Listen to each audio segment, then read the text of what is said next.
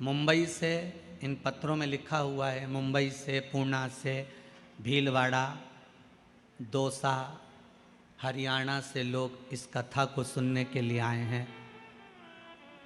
आसपास के क्षेत्र की सारी होटलें बुक हैं जिसमें आप लोग निवास कर रहे हैं। मैं रात्रि की बात को ध्यान में करते हुए आदरणीय मेंदोला जी को बहुत बहुत धन्यवाद देना चाहूँगा, जो रात्रि को यहाँ से निकल कर जा रहे थे और उन्होंने देखा कि यहाँ बहुत सारे लोग सो रहे थे, तो उन्होंने तुरंत अपने कार्यकर्ताओं को फ़ोन किया और कहा यहाँ बहुत भगत लोग सो रहे हैं, उनके लिए गादी और रजाई की व्यवस्था करी जाए। बहुत बहुत साधुवाद आदरणीय मेंदोला जी को, बहुत बहुत साधुवाद।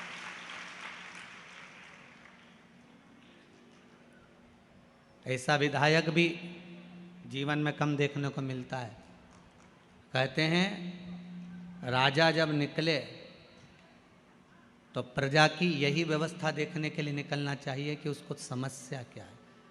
और रात्रि के समय पर आप आए और यहाँ देखा और किसी होटल के रूम तक खुलवा दिए कि वहाँ जाकर आप बाथरूम वगैरह यूज़ कर लेना, इससे बढ़कर और क्या चाहिए। बहुत बहुत साधुवाद आदरणीय श्री रमेश जी मेंदोला जी को, बहुत बहुत साधुवाद। शिव कथा करवा रहे हैं, शिव कथा बाच रहे हैं और शिव कथा सुन रहे हैं। आप और हम तो केवल एक निमित्त है, निमित्त से ज्यादा और कुछ नहीं। जितनी देर बैठो शंकर को पाने का प्रयास करना। बाजार जाते हो तो बाजार में जाकर एक लक्ष्य बनाकर जाते हो कि मुझे ये चीज खरीदना है, मुझे ये कपड़ा लेकर आना है। घर से चली थी तो विचार कर कर चली थी कि मुझे आधा किलो चने की दाल लाना है, आधा किलो चावल लाना है, आधा किलो दाल लाना है, मुझे ये सामान लेकर आना है। उसी तरह जब आप अपने घर से निकलो तो एक लक्ष्य बनाकर निकलना कि मैं कथा में जा रही हूँ और मैंने सुना है कि कथा सुनने वाले का 3 महीने में बाबा भंडार भर देता है, तो मेरा भी भरेगा। मैं जाऊं उसको श्रवण करने, मेरे शंकर को मुझे पाना है, मेरे शंकर को मुझे लेकर आना, मेरा शिव मेरे साथ होना चाहिए, मेरा ओघड़दानी मेरे साथ होना चाहिए। शंभो शरणे पड़े मांगू दुख दया करी ने दर्शन तेरी पूजा में जल ले आई, उसे मछली भी झूठा कराई। शंभु शरणे पड़ी, सब गई मांगू घड़ी दुख का दया करी ने दर्शन। माहिल्याबाई चारों तरफ से जब इस मालवा को घेर लिया था, ससुर को मरे हुए मात्र 12 दिन हुए थे। कितने दिन? मात्र 12।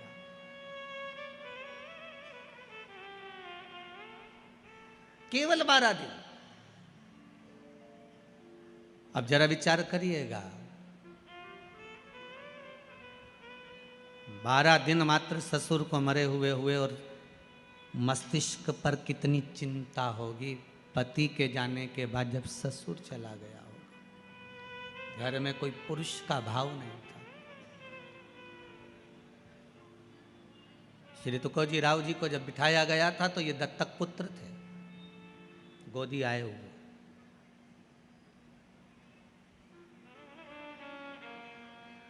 कितनी चिंता होगी।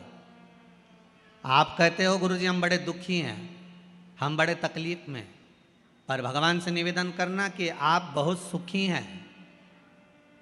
दुनिया के कई लोग ऐसे हैं जो पलंग पर पड़े हुए हैं और मौत को मांग रहे हैं कि हमें मृत्यु आ जाए, और भगवान मौत भी नहीं दे रहा। दुनिया के कई लोग ऐसे हैं जो शरीर से ऐसे हो गए कि भगवान से कह रहे हैं अब उठा ले, अब बनता नहीं है, तो भी भगवान मृत्यु तक नहीं। कम से कम आप पर मेरे देव अधिदेव महादेव की कृपा है जो आप अपने पाँव से चलकर शिव कथा तक आए हो। ये शंकर ही तो करुणा करा है।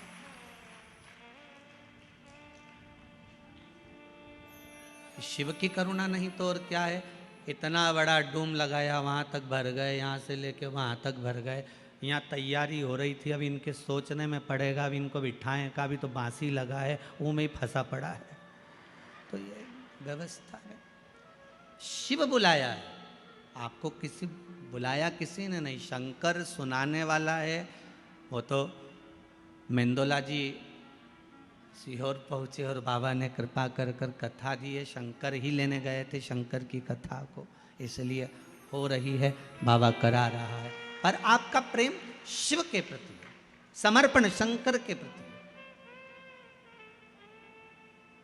अकेली पड़ गई माँ अहिल्या।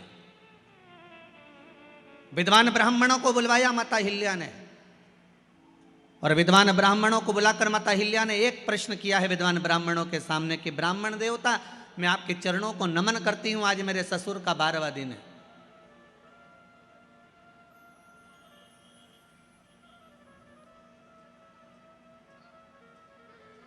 अब राजघराने को मुझे संभालना पड़ेगा, पर मैं जानती हूं कि मैं इस काबिल नहीं हूं। मैं जानती हूं मैं इस काबिल नहीं हूं। गुरुजन के सामने, ब्राह्मण जन के सामने, बड़े बुजुर्गों के सामने कभी मत कहना कि मैं बहुत कुछ जानता हूं।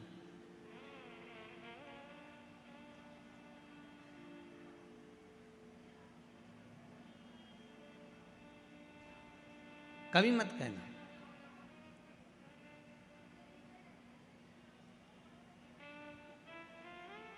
गुरुजन के सामने शून्य बनकर जाना कि मुझे कुछ नहीं आता। घर के बड़ों के सामने जाना तो शून्य बनकर जाना कि मुझे कुछ नहीं आता। जो ज़्यादा समझदार बनकर जाता है ना, सबसे ज़्यादा काम उसी को संभालना पड़ता है। घर में 2 तरह की बहू होती है, एक समझदार, एक पगली। आप उसमें से कौन सी हो हमको नहीं मालूम, पर कल कथा में हमने कहा था कि जितने भी बैठे हैं सब पागल ही हैं, तो पगली बहू हो गया। 2 तरह की बहू होती है घर में, एक समझदार, एक पगली। जो समझदार बहू होती है ना, घर में शादी आती है तो सारा काम वो संभालती है। मम्मी जी ने रोटी खाई कि नहीं खाई, मामा जी आया कि नहीं आया, काका जी ने भोजन करा कि नहीं करा, अभी तक फूफा जी तो आए ही नहीं। बेचारी काम में लगी रही लगी रही लगी रही लगी रही, और उधर बैंड बाजा बजता रहा, लोग माता पूजने चले गए, और ये घर में ताला कुची लगाती रह गई। बेचारी काम करते करते चाबी लेके दौड़ी, फिर याद आया कि पूजन में माता जी की चुनरी तो घर में ही रह गई, फिर भागी, फिर चुनरी लेके आई। ये समझदार थी ना, इसलिए बार बार इसको जाना पड़ रहा। समझदार थी ना, इसलिए बार बार काम करना पड़ रहा। और एक घर में बहू ऐसी होती है जिसमें अकल नहीं होती है। लोग कहते हैं हमारी छोटी बहू में तो बिल्कुल अकल नहीं, ये तो पगली है। जो पगली है वो माता पूजन में सज धज के खजूर वाली चोटी बना के नाचे कूदे, एंजॉय करे। सबसे ज्यादा एंजॉय वो ही करती है जो पगली होती है।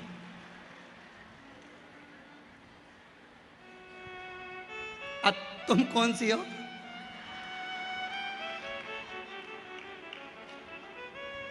जो ज्यादा समझदार होता है उसको सारा काम करना पड़ता है, और जो पगली होती है, सबसे पहले जो समझदार बहू बेचारी काम में लगी रहे, मेहंदी लगाने तक की फुर्सत नहीं, और जो पगली वो सबसे पहले लगा दो। अच्छा, वो मेहंदी वाली भी क्या यहीं तक लगा दूं जीजी?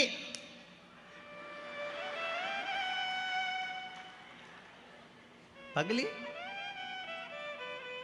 और पार्टी में भी सबसे पहले जाके पूरा स्टॉल निपटा दे, जितना स्टॉल लगा था नहीं सब। और इतने में 2 बहनों तो बात ही करे, बताओ जीजी देख तो तेरी छोटी बहू को तो देख कितनी खाने में लगी है।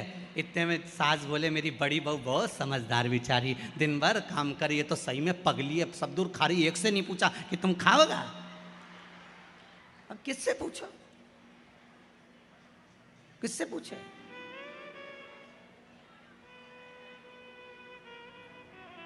श्रीमद् भागवत कथा में लिखा है,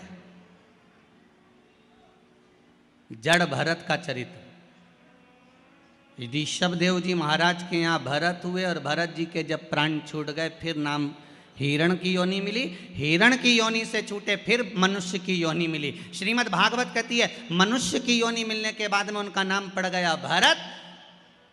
एक बार बड़े भाई ने कहा जा खेत पे से चिड़िया उड़ाना। चिड़िया उड़ाने गया, मन में आ गया राम जी का खेत, राम जी की चिड़ैया कौन उड़ाए। तो बड़े भाई ने लात मारकर भगा दिया, ये तो पगला है, ये तो पागल है, मूर्ख है, और उसी का नाम कह दिया ये जड़ भरत है। नाम पड़ गया जड़ भरत। जड़ मतलब पागल, पागल मतलब प्रमोशन, समझदारी मतलब डिमोशन। ये समझदार है, ये पगला है। घर के लोगों ने कह दिया ये पागल है। और भरत जी महाराज पागल बनकर भगवान की भक्ति में लग गए। लोगों ने मीराबाई को पागल कहा, मीरा भई रे बावरी, बावरी मतलब पागल। लोगों ने संत तुकाराम जी को पागल कहा। संत तुकाराम जी,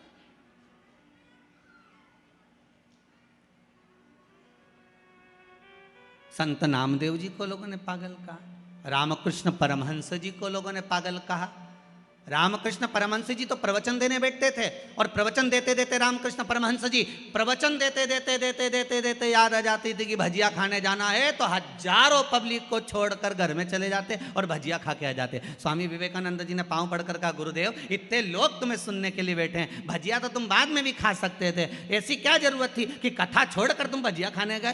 तो रामकृष्ण परमहंस जी ने कहा स्वामी विवेकानंद जिस दिन मैं भजिया नहीं खाऊं उस दिन समझ लेना कि मैं निपट गया। तो रामकृष्ण परमहंस जी से स्वामी विवेकानंद ने कहा आपकी भजिए में इतनी आसक्ति है, भजिया इतना पसंद है आपको। तो रामकृष्ण परमहंस जी ने कहा भजिया पसंद नहीं है, प्रवचन करते करते करते करते मेरा मन माँ जगत जननी जगदम्बा में समा जाता है, उस मन को लाने के लिए मुझे भजिया याद करना पड़ता है, इसलिए पृथ्वी पर जीवित बना रहता हूँ। ये संत हैं, लोगों ने इनको पागल कर दिया। रामकृष्ण परमहंस जी को लोगों ने पागल कर दिया, संत तुकाराम जी को लोगों ने पागल कहा, नामदेव जी को लोगों ने पागल कहा।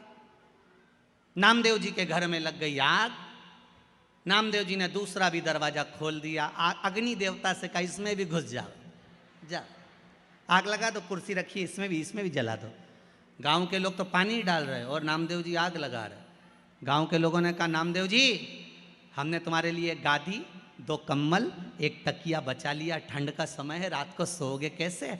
नामदेव जी ने कहा कहाँ है, तो क्या ये रिया। गांव के लोगों से लेकर नामदेव जी ने कहा लो अग्नि देवता तुम ही सो लो, और अग्नि देवता को दे दिया वो कम्बल गद्दा भी। गांव के लोगों ने कहा ये तो पगला है, बताओ इसके लिए बचा के रखा था, इसने और आग लगा दिया। गांव के सरपंच ने कहा आज रात्रि को नामदेव को कोई कम्बल मत देना, कोई गादी मत देना, इसको ठंड में कांपने दो, पड़े रहने दो इसको। नामदेव जी महाराज रात को आम के पेड़ के नीचे ठंड में कुकड़ के पड़े हुए थे। इतने में भगवान को लगा कि मेरे नामदेव ने अग्नि में भी मेरा दर्शन करा है, मेरे नामदेव ने अग्नि में भी मुझे देखा है। तो तुरंत मेरे नारायण रात्रि को आए, नामदेव को गादी तकिया लगाकर मखवल के गादी पर तकिए पे सुलाकर चले गए और पूरे सुंदर झोपड़े का निर्माण कर दिया, सुंदर भवन का निर्माण कर दिया, बहुत सुंदर भवन का निर्माण करा। रात्रि के बाद में सुबह सुबह गांव के लोगों ने विचार करा जरा चल के देखते हैं कि नामदेव की हालत क्या है, जिंदा है कि मर गया। जाके देखा तो नामदेव तो मखवल के गादी तकिया पे सो रहा है। सुंदर झोपड़ी बनी, इतनी सुंदर कि किसी ने देखी नहीं थी, इतनी सुंदर बनी। सारे गांव के लोगों ने कहा नामदेव जी तुम्हारी ये झोपड़ी किसने बनाई। नामदेव जी बोले पता नहीं, परंतु हमारा कोई रिश्तेदार आया होगा। सारे गांव के लोग बोले नामदेव जी हाथ जोड़ के निवेदन है एक आध मकान ऐसा हमारा भी बनवा दो। नामदेव जी ने कहा लगाओ आग,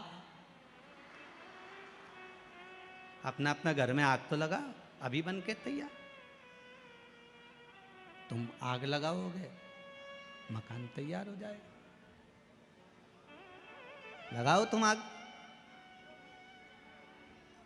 पागल का, संतों को पागल का, भगवंतों को पागल का, भक्तों को पागल का।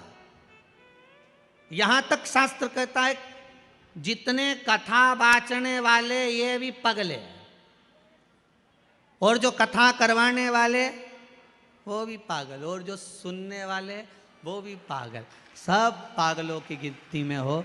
समझदार तो वो हैं जो कथा में नहीं आए, 8 बजे से दुकान पे जाए, 11 बजे तक कमा कमा कमा कमा धर धर धर रखते जा, जोड़ जोड़ जोड़ जोड़, आखिरी में सब यहीं छोड़, इतना बड़ा फोटो टेबल पे और प्लास्टिक के फूल की माला, और वो भी पंखे में हवा में डोले, इससे ज़्यादा कुछ। और पूरा जीवन बस कमाने में गवा दिया, पर राम नाम, कृष्ण नाम, शिव नाम कभी नहीं गाया। वो समझदार। और हमें भगवान भोलेनाथ जी से कह देना, हमको समझदार मत बनाना, हमें समझदार मत बनाओ, हमें तो आपकी भक्ति में, आपके भजन में, आपके स्मरण में हमें पागल बना कर रखो, हमें नहीं बनना समझ। हम आपकी भक्ति में डूबे रहे।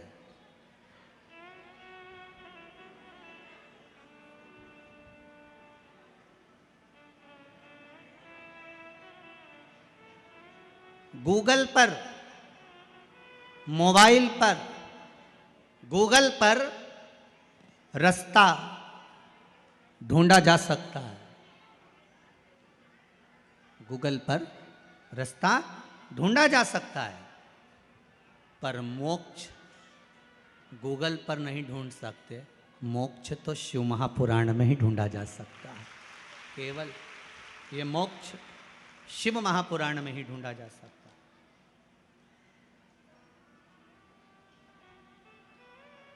गूगल पर रास्ता ढूंढ सकते हो, पर मोक्ष नहीं।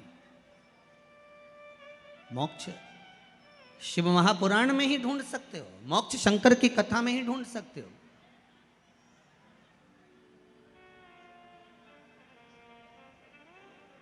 और मोक्ष ढूंढना है तो शंकर की शरणों में, शंकर के चरणों में जाकर, शंकर भगवान के चरणारविंद में पहुंचकर मोक्ष की प्राप्ति आप कर सकते हो, शिव के चरणों में जाकर। इसीलिए भगवान देव अधिदेव महादेव की प्रार्थना, देव अधिदेव महादेव से निवेदन, देव अधिदेव महादेव से विनती, ये सुख देने वाली। तेरी पूजा में दूध ले आई, उसे बछड़ा भी झूठा कराई।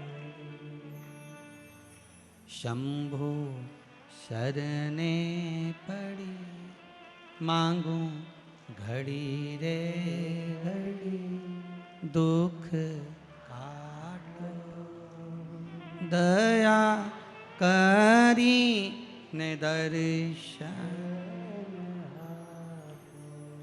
भगवान से प्रार्थना कर सकते,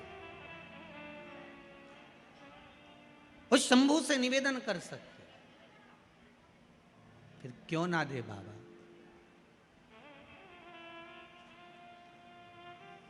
क्यों ना कृपा करे मेरा शंभू, क्यों ना दया करे मेरा उघड़दानी।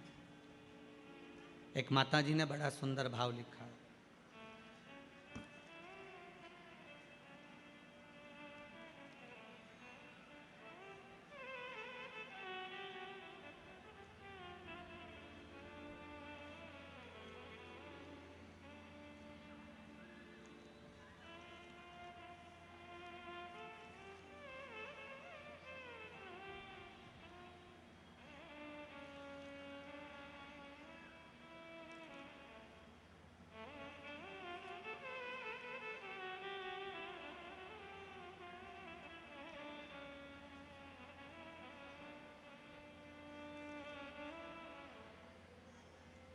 गुरुदेव,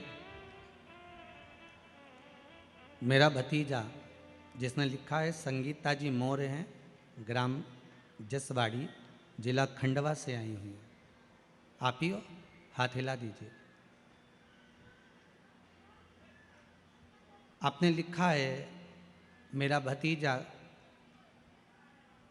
हमेशा तोतला ही बोलता था, उसकी वाणी कभी नहीं सुधरी थी, पर 2 सोमवार जो उपाय बताया गया था, बेले का जो फल है उस फल के गुर्दे को निकाल कर, वही वाला करा होगा ना, उसमें पानी भरकर शंकर भगवान को चढ़ाकर उस पानी को पीना प्रारंभ करना था।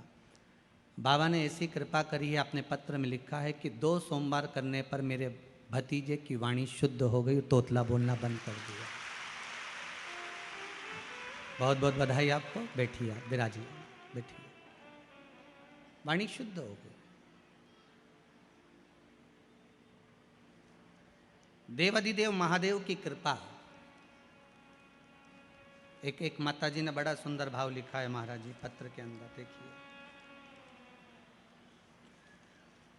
सुनीता जी मीणा, अकबरपुर जिला देवास, नेबावर रोड से आई हैं। आप ही ने लिखा है, एक बार हाथ हिला दो जम के। हर हर महादेव। आपने लिखा है, मेरी पूरी जमीन पर मैंने कई बोर लगवा लिए, कुएं खुदवा लिए, उस जमीन पर कोई पानी नहीं था, पर बाबा की कृपा ऐसी रही, केवल कुंदकेश्वर महादेव का नाम लेकर और जो उपाय आपने बताया था इस व्यासपीठ से, वो कर कर बोर लगवाया, इतना पानी निकल गया कि मशीन भी अंदर जा नहीं पा रही थी। बाबा की कृपा। हर हर महादेव। विराजिए विराजिए, बैठिए, बाबा की कृपा बनी रहे। शिव कृपा। जितने पढ़े हैं यहाँ रखे हैं, जो नहीं पढ़े हैं यहाँ रखे हैं, दोनों पत्र यहीं मिलेंगे, बाद में उठाकर आप पढ़ लेंगे, ठीक है। देवाधिदेव महादेव, आप जितना भाव रखकर, विश्वास रखकर, श्रद्धा रखकर भगवान की भक्ति करोगे, ये विश्वास मानिए कि आपको डोलना नहीं पड़ेगा, कहीं जाकर बोलना नहीं पड़ेगा। आप उसके चरणों में जाकर बस निवेदन करो, एक बार उसके पास जाकर उससे बोलो। तेरी सेवा में फूल ले आई, उसे भवरा भी झूठा कराई। शंभु शरणे पड़ी, मांगू घड़ी रे घड़ी, दुख काटो दया करी ने दर्शन आपो। हे बाबा, हम आपसे बार बार बस यही प्रार्थना करते हैं कि जीवन में दुख है, तकलीफ है, कष्ट है, उसको काट दिया जाए। और वो कटेगा कैसे? तो भगवान की केवल भक्ति से। कैसे कटेगा? भगवान की भक्ति से।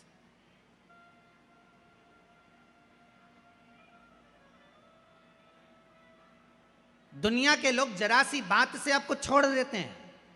थोड़ी सी बात हुई और दुनिया के लोगों ने आपको छोड़ दिया। जब जरा सी बात से दुनिया के लोग आपको छोड़ देते हैं, तो यह विश्वास मानकर चलना, जरा सी प्रार्थना से शंभु आपको पकड़ सकते हैं। मात्र थोड़ी सी प्रार्थना, बहुत है उतनी प्रार्थना।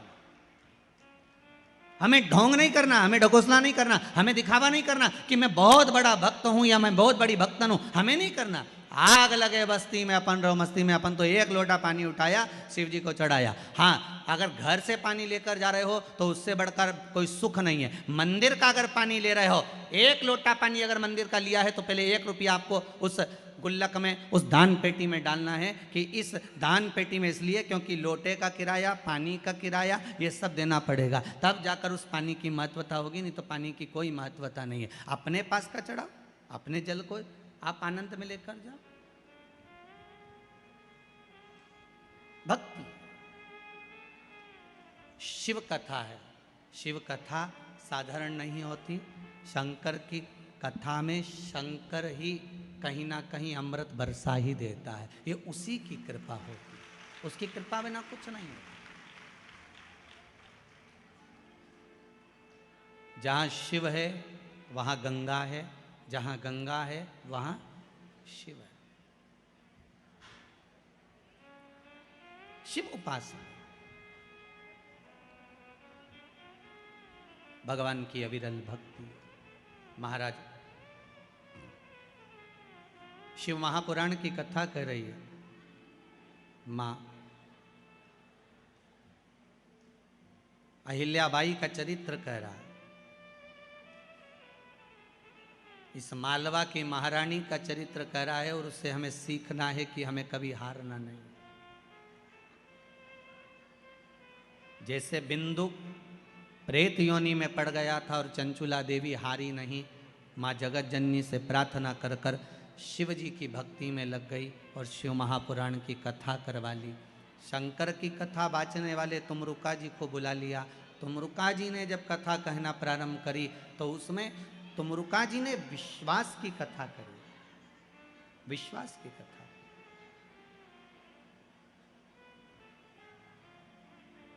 भरोसे की कथा, विश्वास की।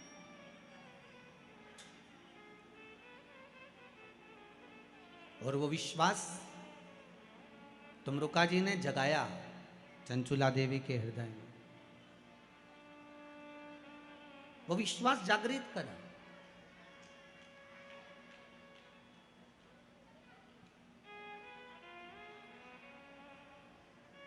एक बात बहुत अच्छे से ध्यान करना, अभी जब कथा चालू नहीं हुई थी 2 दिन पहले तक इंदौर का माहौल बहुत गर्म था, सूरज की किरणें बड़ी तपा रही थी, गर्मी भी भरपूर थी।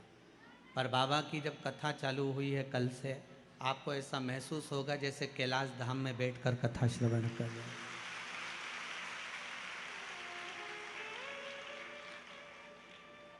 क्योंकि बाबा की कथा है कैलाश पर ही हो रही है और कैलाशी, और यहाँ तो यहाँ वर्णन किया गया है संरक्षक के रूप में भी कैलाश विजयवर्गीय है, इसलिए कैलाश तो बनना ही था।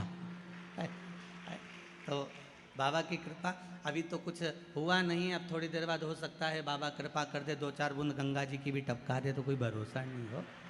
आ गई क्या बस, तो फिर तो वो तो बाबा के हाथ में है, बाबा करने वाला और बाबा कराने वाला है, उसके सिवा कुछ नहीं।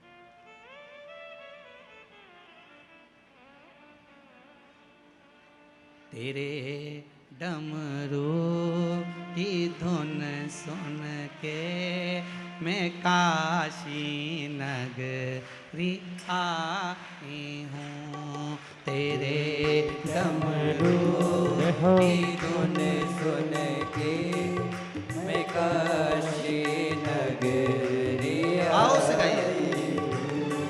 तेरे डमरू की धुन सुन के मैं काशी नगरी आई हूँ।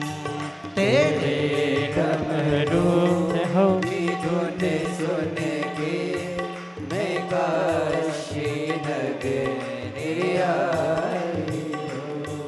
मैं काशी नगरी आई हूँ, मैं काशी नगरी आई हूँ। मैं काशी सब गाइए आई हूँ, मैं काशी नगरी आई हूँ। मैं काशी नगरी आई हूँ, मैं काशी नगरी आई हूँ। मैं काशी नगरी आई हूँ, मैं काशी नगरी आई हूँ। मेरे भोले हो बम बोले, मैं काशी नगरी आई हूँ। मेरे भोले हो बम बोले, मैं काशी नगरी आई हूँ। जय हो।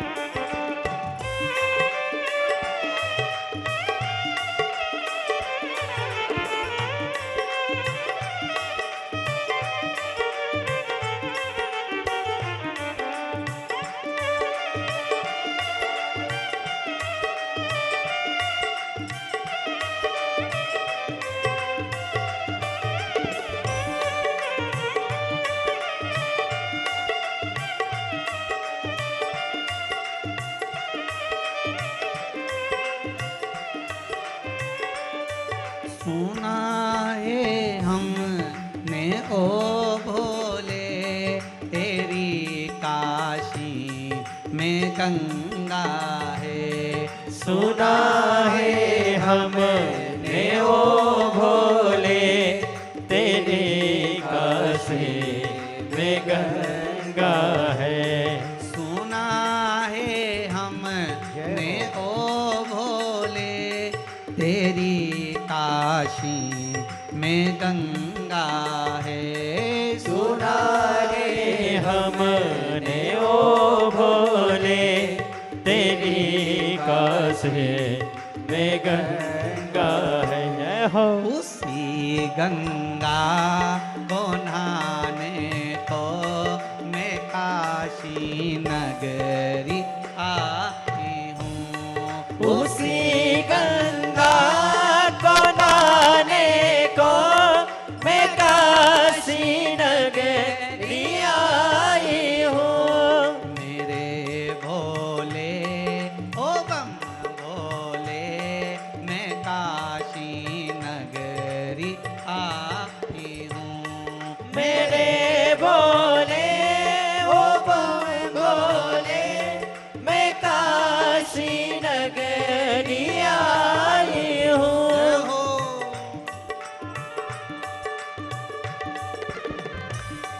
जय हो।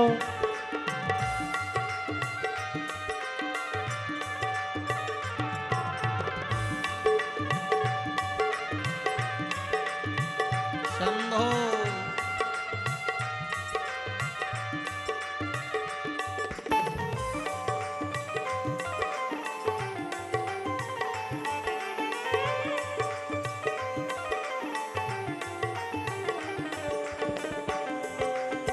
जय हो।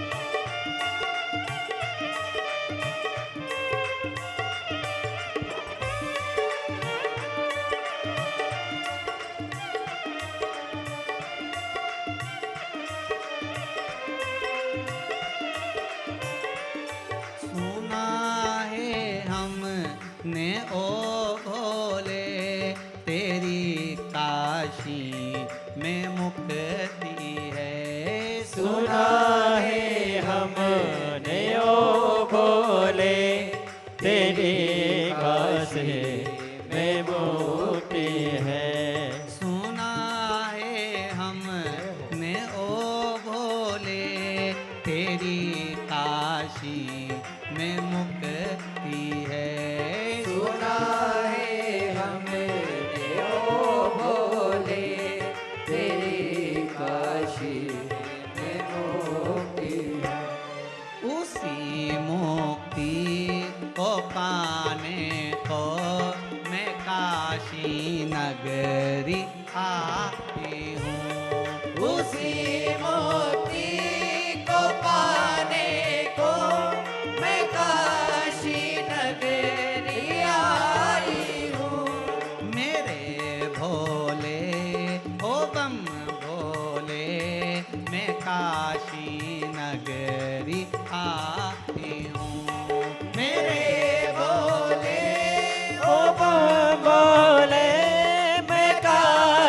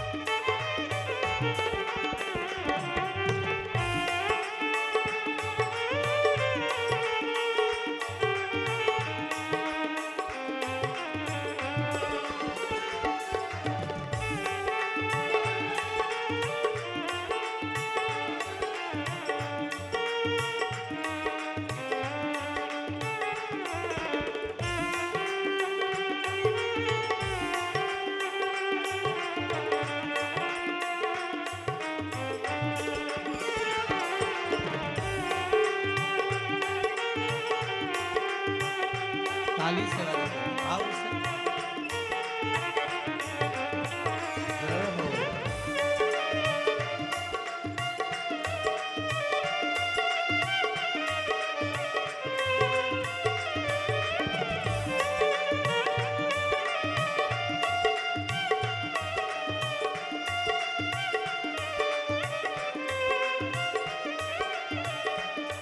सुना है हमने ओ भोले तेरी काशी में गौरा है। सुना है हमने ओ भोले तेरी काशी में गौरा है। सुना है हमने ओ भोले तेरी काशी में गौरा है। सुना है हमने ओ भोले तेरी काशी में गौरा है। उसी गौरा हो। को पाने को मैं काशी नगरी आई हूँ। उसी गौरा को पाने को मैं काशी नगरी आए हूँ। मेरे भोले ओ बम भोले मैं काशी नगरी आई हूँ। मेरे भोले ओ बम भोले मैं काशी नगरी आए हूँ। मैं काशी नगरी आई हूँ। मैं काशी नगरी आई हूँ। मैं काशी नगरी आए हूँ। मैं काशी नगरी आए हूँ। मेरे भोले हो। ओ बम भोले मैं काशी नगरी आई हूँ। मेरे भोले वो बम भोले मैं काशी नगरी आई हूँ। मेरे भोले ओ बम भोले मैं काशी नगरी आई हूँ। मेरे भोले वो बम भोले मैं काशी नगरी आई हूँ। हर हर महादेव भगवान शिव की कथा कह रही है। ओगरदानी त्रिकालदर्शी कैलाशी अविनाशी शिव चरित्र कह रहा है। चंचुला देवी ने तुमरुका जी से जो कथा सुनी है वो एक विश्वास की कथा। शिव कथा किसी दूसरी चीज को प्रकट करे ना करे, पर शिव कथा भगवान के चरणों में विश्वास प्रकट करती है। शिव कथा भगवान के चरणों में विश्वास प्रकट करती है। शिव कथा का एक नियम है, आप अपने जीवन में उतार कर रखिएगा कि यदि एक लाल चंदन होता है, एक पीला चंदन होता है, दो तरह का चंदन होता है। जैसे अगर हफ्ते में एक बार, कितने समय में, जम के बोलो जरा, हफ्ते में एक बार प्रयास करा करो कि लाल चंदन का पानी हम शिव जी को समर्पित करें। और लाल चंदन का पानी अगर शंकर जी को समर्पित कर रहे हो तो शिव मंदिर में चढ़ाने के बाद में थोड़ा सा पानी बचा हुआ किसी बेलपत्री के वृक्ष के नीचे समर्पित करो। किसी भी बेलपत्र के वृक्ष के नीचे लाल चंदन का पानी थोड़ा समर्पित करें। जैसे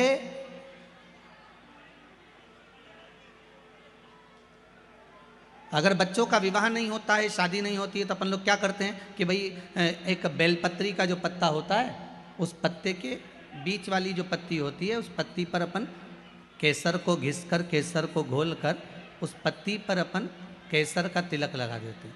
और केसर का तिलक लगाकर जिसका विवाह नहीं होता, उसकी ये बीच वाली उंगली पर ये बीच वाली पत्ती को अंगूठे से टच कर कर उसको रख देते हैं। उसका नाम और गोत्र बोलकर उस पत्ती को शंकर भगवान पर किसी भी प्रदोष के दिन शिव जी को समर्पित कर देते हैं। बस इतना याद रखें कि इस पत्ती का जो मुख है वो जलाधारी की ओर होना चाहिए जब हम चढ़ाएं उस समय पर। केसर का तिलक लगाकर अंगूठे से उसको टच कर कर नाम गोत्र बोलकर, जिसका विवाह नहीं हो रहा है, शादी नहीं हो रही है, शिव जी को उसे चढ़ा दो किसी भी प्रदोष के। और किसी भी शिव मंदिर में आप उसको समर्पित कर सकते।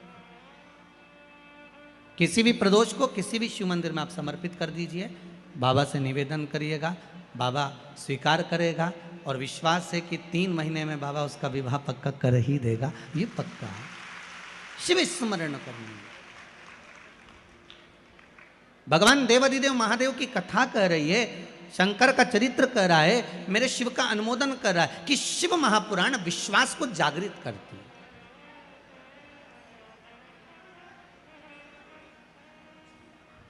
शिव महापुराण विश्वास को जागृत करने का कार्य करते हैं। और जब विश्वास की जागृतता हो, जैसे देवऋषि नारद जी ने तप किया, साधना करी, देवऋषि नारद ने खूब तप साधना करी। और जब देवऋषि नारद जी ने तप साधना करना प्रारंभ करा, तप साधना के बल पर देवऋषि नारद ने काम को जीत लिया, कामदेव पर विजय प्राप्त कर लिया।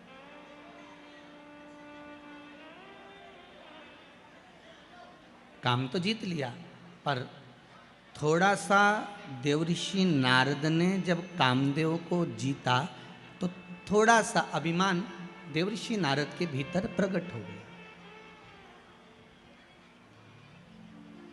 थोड़ी सी अभिमतता देवऋषि नारद के भीतर आ गई।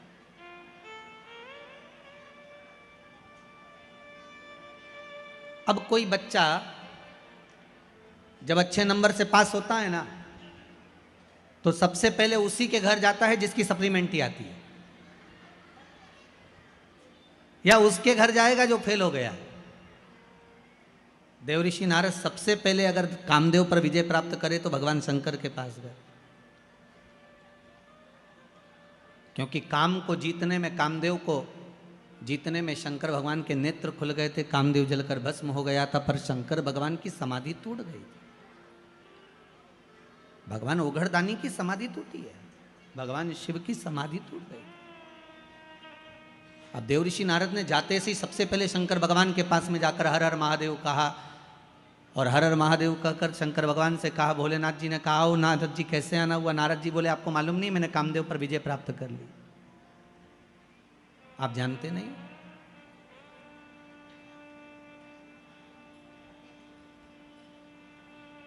मैंने कामदेव पर विजय प्राप्त करी, आप मुझे जानते नहीं हो क्या? भगवान शंकर ने मन में सोचा कि मेरे को तो मालूम था कि आपने काम पर विजय प्राप्त कर ली, पर शंकर भगवान के सामने देवऋषि नारद ने एक शब्द कह दिया, जिस कामदेव को आप नहीं जीत पाए उस कामदेव को मैंने जीता है। अब शंकर भगवान से कोई पूछे कि तुमने कामदेव को क्यों नहीं जीता, तो शंकर भगवान बोले, भैया ये रिश्तेदारी की बात है, रिश्तेदारी में हारना ही सबसे अच्छा काम होता है। बोलो सही है कि गलत है? अब जब दूल्हा दुल्हन का, बन्ना बन्नी का जब कंकन डोरा छोड़ा जाता है और उनको ऐसे कुछ पटक के पानी में, दूध की थाली में उनसे कहा जाता है इसमें ये सामान पड़ा है ना, उठा। अब बेचारा छोरा जो होता है, लड़का जो होता है, वो तो बेचारा शर्मा शर्मी में रह जाए कि बेचारी अब इसी को उठा लेने दो, दादा तू उठा ले, उठा ले। अब वो तो रह जाए, अब ये नहीं उठाए। तो इसमें ये कैसे कह सकते हो कि छोरा ये जो है बेचारा सीधा साधा पड़ गया? छोरा सीधा साधा नहीं है, वो तो परिवार को लेकर चलना है, कुटुंब को लेकर चलना है, समाज को लेकर चलना है, इसलिए थोड़ा नम्र बनना जरूरी है। इसलिए उसको मालूम है कि अब मेरे को नम्रता रखना है। शंकर भगवान से कोई पूछे कि तुमने कामदेव को क्यों नहीं जीता, भगवान विष्णु तक ने पूछ लिया था भगवान शंकर से, जब तुमने सबको जीत लिया तो कामदेव को क्यों नहीं जीता? तो शंकर भगवान ने कहा, भगवान नारायण आप तो जानते हो मैं सती का पति हूँ, ये रति का पति है। सती और रति एक ही पिता की दो पुत्रियां हैं, सग्गी बहन है, ये मेरा साड़ू भाई है। अगर ये मेरे यहाँ आया था, मैं उठकर नहीं खड़ा होता तो घर जाता, तो हमारी धर्मपत्नी क्या कहती कि तुम मेरे बहन का पति आया और उसका सम्मान नहीं करा। तो रिश्तेदारों के आगे कभी अहंकार की बात नहीं करना, संबंधों की बात नहीं करना, रिश्तेदारों के आगे तो ये से बनकर चलना कि साधर। जैसे कहते ना, 4 लोगों को समझाना सबसे कठिन काम। पहला अपने पड़ोसी को, दूसरा अपनी पत्नी को, तीसरा अपने पति को, उसकी मर्जी पड़ेगी वही करेगा। चौथा अपने पुत्र को। आप दुनिया भर में सबको ज्ञान दे दो, कितना ही समझा दो, पर अच्छे से अच्छा व्यक्ति भी इनको नहीं समझा सकता। वो बेचारा बाहर कितना भी सत्ता दिखाए न, घर जाए ना तो तुरंत कह रहे मेरे से फालतू बात करना मत, समझा दे रही हूँ मैं, तुरंत वो की क्या, इनके कितना ही समझा। शंकर भगवान तक नहीं समझा पाए थे सती मैया को।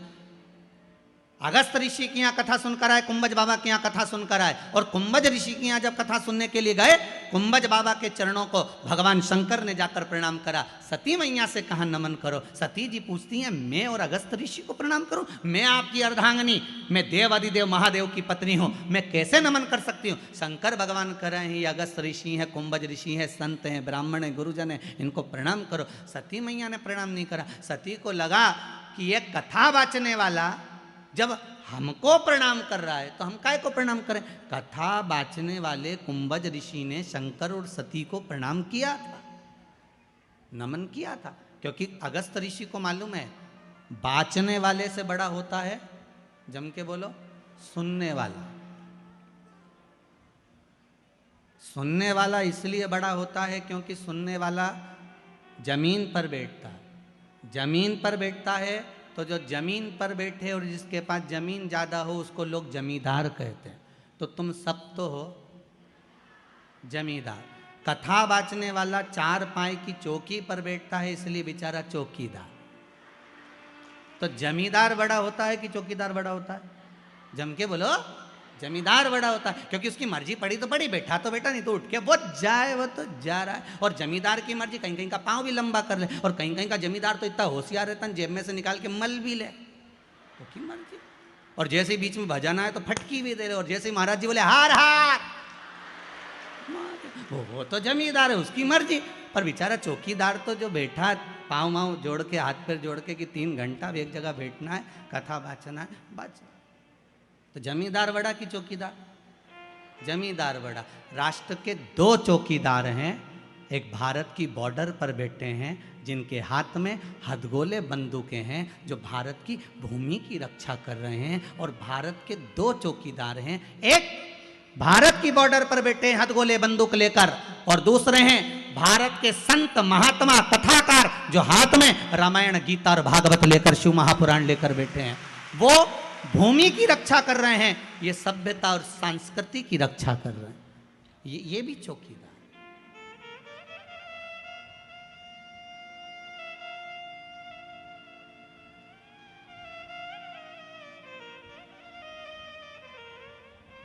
ये भी चौकीदार। चौकीदार की पदवी कोई साधारण नहीं होती महाराज, बहुत प्रबल पदवी होती है, बहुत प्रबल पदवी। कोई साधारण हो सकता है?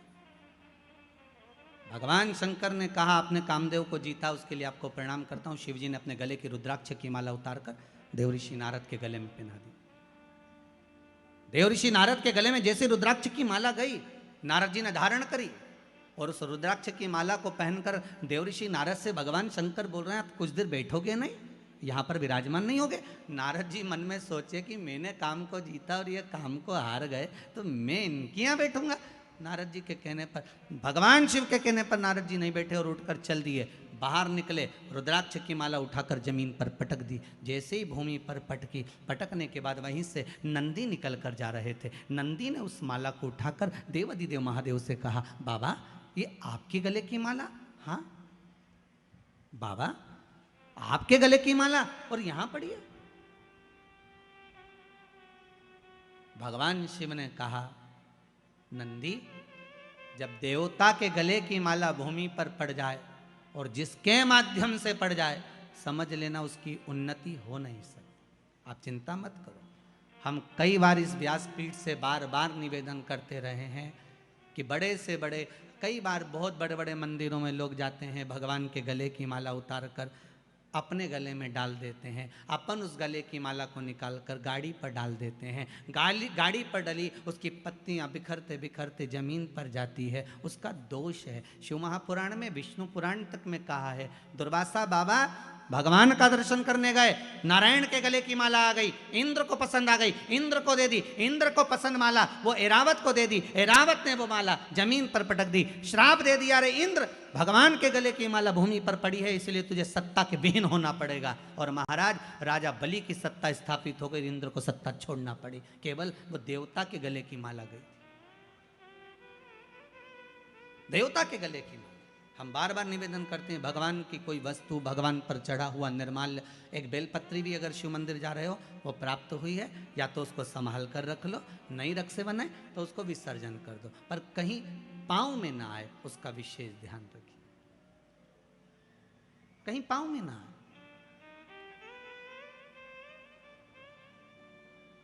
भगवान पर चढ़ा, आज देवर्षि नारद ने जो रुद्राक्ष की माला फेंकी है उसका भोग नारद जी को भोगना पड़ेगा। और नारद जी यहां से सीधे जब जाने लगे तो भगवान शंकर ने कहा, सुनो नारद, रुको जरा, एक बात और अच्छे से सुनकर जाओ, जो तुमने मुझसे कहा वो महादेव की बात अब ये भगवान विष्णु से मत कहना। नारद जी को लगा, एक तो मैं अच्छे नंबर से पास हो गया, ऊपर से कह रहे हैं कि किसी को बताया भी ना जा कि मेरे इतने परसेंट आए। भगवान ने खूब समझाया देवऋषि नारद को, पर नारद कहां समझते, कहां समझे। एक विद्वान पंडित अपनी पत्नी से कहे, सुनो कल एकादशी है, व्रत कर लेना। पत्नी विश्वास नहीं करेगी, पहले पड़ोसन से पूछ के आएगी, क्यों तू एकादशी कब कर रही है। वो विद्वान है बेचारा, इतना विद्वान की लोग उससे पूछ रहे हैं, पर वो भी पड़ोसन से पूछ रही, तू बता एकादशी कब करे। सबसे ज्यादा दिक्कत होती है वो हरतालिका तीज के व्रत में, तू कब करेगी। तो हरतालिका तीज का व्रत और माताओं का पूरे मोहल्ले में घूमना, तू कब करेगी, तू कब करेगी। और शंकर जी भी उस दिन इतने व्यस्त रहते हैं, शंकर भगवान से पूछा जाए आज अब कैसे हो, शिव जी बोलते हैं बस मस्त हूँ, पूछो ही मत ही बस। और चारों तरफ से माताएं शंकर जी को घेर लेती हैं, नीचे पाटे पर थाली में शिवलिंग और उसकी पूजन, और पूजन के साथ में फिर शंकर जी पे चढ़ाई हुई सारी वस्तु सब चढ़ाते जा रहे, चढ़ाते जा रहे, चढ़ाते जा रहे।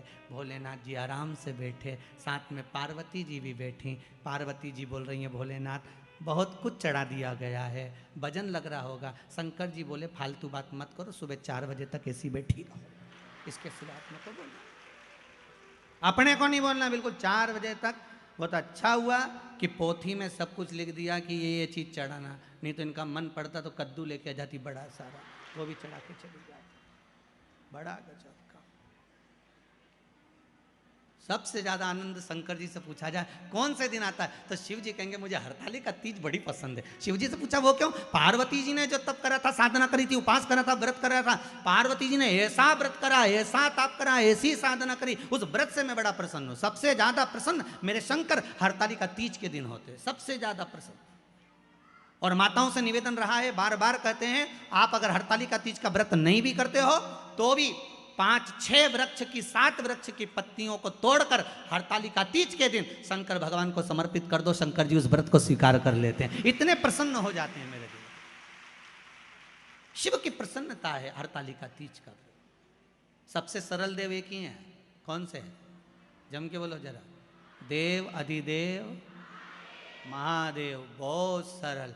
बाकी के देवता उनको तो चंदन लगाओ, उपटन लगाओ, कपड़े पहनाओ, आभूषण पहनाओ, ये धराओ वो धराओ, भोग लगाओ, इनके तो कुछ मत धराओ, 1 लोटा पानी 3 बार ताली, बम बम बोला, अपने घर जाओ, अच्छा, शिव जी के मंदिर में बैठने की भी जगह नहीं होती। राम जी के मंदिर में जाओ तो थोड़ा बैठ जाओ, भगवान विष्णु के मंदिर में जाओ तो बैठ जाओ, शंकर जी के मंदिर में बैठने की भी जगह नहीं होती, क्योंकि लोग पानी इतना ढोल के जाते, साड़ी भी बचा के चलना पड़ती है। तो शिव जी कहते हैं मेरे पास मत बैठो, मेरे पास बैठकर समय बर्बाद मत करो। मेरा ओघड़दानी, मेरा महादेव, देव अधिदेव महादेव कहते हैं, मैं जिसकी आराधना में लगा हूं, शंकर राम की आराधना करते हैं, राम शंकर की आराधना करते हैं। आपसे भी शिव जी कहते हैं आप भी उसकी आराधना में डूब जाओ, समय बर्बाद मत करो। ये समय बड़ा कीमती है, क्यों इसको छोड़ रहे हो, क्यों इसको बर्बाद करो। नारद जी पहुंचे भगवान विष्णु के यहां। भगवान विष्णु से देवऋषि नारद ने जाकर कहा, श्रीमन नारायण। भगवान विष्णु ने एक बार भी नारद जी से नहीं कहा कि बैठो, क्योंकि शंकर जी ने बैठने का कहा था तो नहीं बैठे थे, तो भगवान विष्णु क्यों बोले कि बैठो।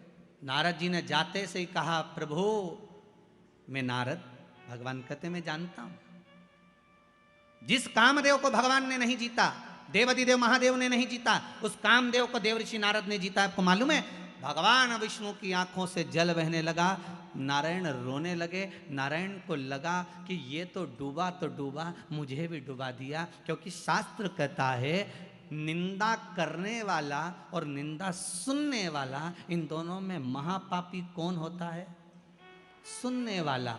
निंदा कर रहे थे नारद, सुन रहे थे भगवान विष्णु, तो महापापियों की गिनती में नारायण को भी आना पड़ा और रो पड़े। लक्ष्मी जी पास में खड़ी थी। माता लक्ष्मी ने पूछा, नाथ क्यों रो रहे हो? भगवान कह रहे हैं, इस देवऋषि नारद ने मुझे महापापियों की गिनती में खड़ा कर दिया। क्यों? निंदा करी है नारद जी ने भगवान शंकर की, सबकी निंदा करते चल जाता, पर देवाधिदेव महादेव की निंदा सहन नहीं होती। जिसने दुनिया को केवल दिया है, उससे लिया नहीं, तो उसकी निंदा कैसे सुन सकते? उसकी निंदा कैसे सुने? प्रभु तो रो क्यों रहे हो? भगवान ने कहा, देवऋषि नारद ने निंदा करी।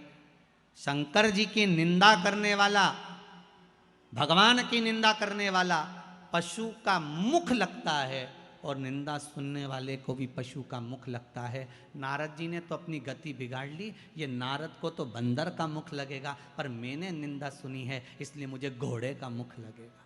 भगवान विष्णु का एक अवतार हुआ, हयग्रीव अवतार, जिसमें भगवान को घोड़े का मुख लगा कि नहीं लगा? घोड़े का मुख, मुझे घोड़े का मुख लगेगा, और वो देवऋषि नारद के कारण लग रहा है। ये देवऋषि नारद के चक्कर में लग रहा है, ये घोड़े का मुख। रो रहे हैं भगवान। भगवान देवऋषि नारद से बोले, नारद जी आपने कामदेव को जीता मानते हैं, पर आपके ये शब्द नहीं निकलना थे कि आपने शंकर भगवान जिस कामदेव को नहीं जीते उसको हमने जीता है। आपने ये क्यों बोला? आपको ये नहीं बोलना था। आपने ये बोला, ये श्रेष्ठ नहीं। आप ये बोले हो, ये श्रेष्ठता नहीं है। महाराज ये गलत आपने संबोधन कर दिया, ये संबोधन श्रेष्ठ नहीं महाराज। और जब सुना, जब श्रवण किया, हमारे बीच में आदरणीय संत महोदय का आगमन हुआ है। एक बार जोरदार ताली बजाकर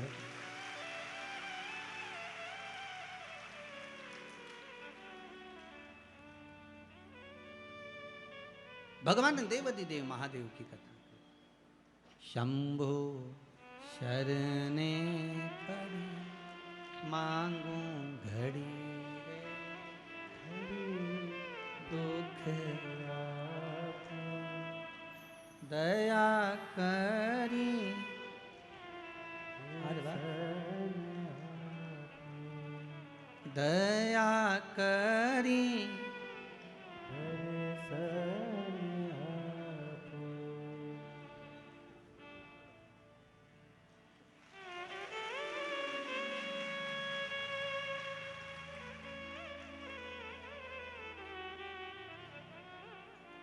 शंभो शरणे पड़ी मांगू घड़ी रे, दुख काटो दया करी ने दर्श दया करी ने दर्श हर हर महान। भगवान शिव की कथा कर रही है, ओगड़दानी शंभू की कथा कर रही है। देवर्षि नारद के शब्द सुनकर भगवान विष्णु की आंख में जल भर गए। नारद अपनी गति तो बिगाड़ी बिगाड़ी, मेरी भी गति आपने बिगाड़ दी। और देवर्षि नारद रास्ते में से गए, वहां एक कन्या के स्वयंवर में पहुंच गए। सील निधि राजा की कन्या का स्वयंवर था, वहीं पर भगवान से रूप मांगा, बंदर का मुख लग गया और देवर्षि नारद का अभिमान टूटा। जाकर चंद्रभागा नदी के तट पर देवर्षि नारद ने तप साधना करी। कौन सी नदी पर पहुंचे? चंद्रभागा। पूरे भारत की भूमि पर केवल, पूरे भारत की भूमि पर एक मंदिर भगवान विष्णु का ऐसा है जहां भगवान नारायण के सिर पर शिवलिंग है। भगवान विष्णु के सिर पर शिवलिंग है, वो एक ही भूमि है, वो है पंढरपुर। चंद्रभागा नदी का तट, पंडरीनाथ जी का मंदिर, हरि विठ्ठल के मस्तक पर शिवलिंग विराजमान। जैसे शिवलिंग का पूजन करते हो, जलाधारी वगैरह सब है, ऐसी पंडरीनाथ हरि विठ्ठल के सिर पर शिवलिंग, जलाधारी सब विराजमान। पूरी भारत की भूमि पर एक ही मंदिर। चंद्रभागा के तट पर देवर्षि नारद ने तप करा। शंकर भगवान से विनती करी, भोलेनाथ आइए। तब बाबा विश्वनाथ भगवान शंभु ने आकर दर्शन दिया, मांगो क्या चाहिए। भगवान नारायण भी सामने आकर खड़े हो गए, प्रभु आपको मेरे मंदिर में प्रवेश करना है। भगवान कहे इतनी भीड़ कैसे आऊंगा। भगवान नारायण ने अपने मस्तक पर भगवान शंकर को विराजमान कर लिया। कितना प्रेम होगा देवताओं में, भगवान विष्णु, भगवान शंकर, भगवान ब्रह्मा में। पर हमने उनमें भेद कर दिया, ये राम वाला, वो कृष्ण वाला, वो जगदम्बा वाला, वो शिव वाला, हमने भेद कर दिया। पर भगवान में कभी भेद नहीं हुआ।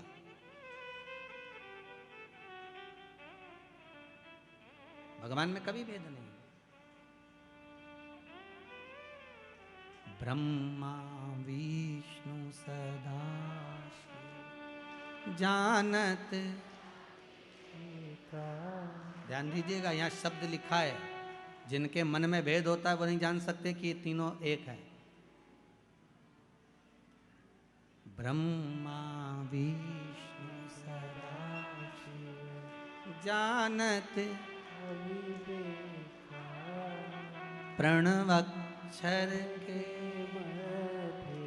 ओम अक्षर के यह तीनों ओम हर हर हर महादेव। भगवान एक, ना भगवान विष्णु अलग है, ना भगवान ब्रह्मा अलग है, ना भगवान शिव अलग है, तीनों एक है। तीनों में कोई विषमता नहीं है। बस हमारी दृष्टि का भेद हो सकता है। हम जैसा चश्मा लगाएंगे वैसा ही तो हमको दिखेगा। हम पहले भी आपको कहें, काला चश्मा लगाओगे सब काला दिखेगा, लाल चश्मा लगाओगे सब लाल दिखेगा, पीला लगाओगे तो पीला दिखेगा। कामी को कामी नजर आता है, अहंकारी को अहंकारी नजर आता है, तृष्णावान को तृष्णावान नजर आता है, साहूकार को साहूकार नजर आता है, बेईमान को बेईमान नजर आता है, ईमानदार को ईमानदार नजर आता है, धर्मात्मा को धर्मात्मा नजर आता है, पुण्यात्मा को पुण्यात्मा नजर आता है, संत को संत, भगवंत को भगवंत नजर आता है, साधु को सब साधु नजर आते हैं। आपकी दृष्टि जैसी होगी सामने की सृष्टि वैसी ही नजर आएगी। संत तुकाराम जी को रात्रि में नींद नहीं आ रही थी, दरवाजे के बाहर जाकर बैठ गए थे।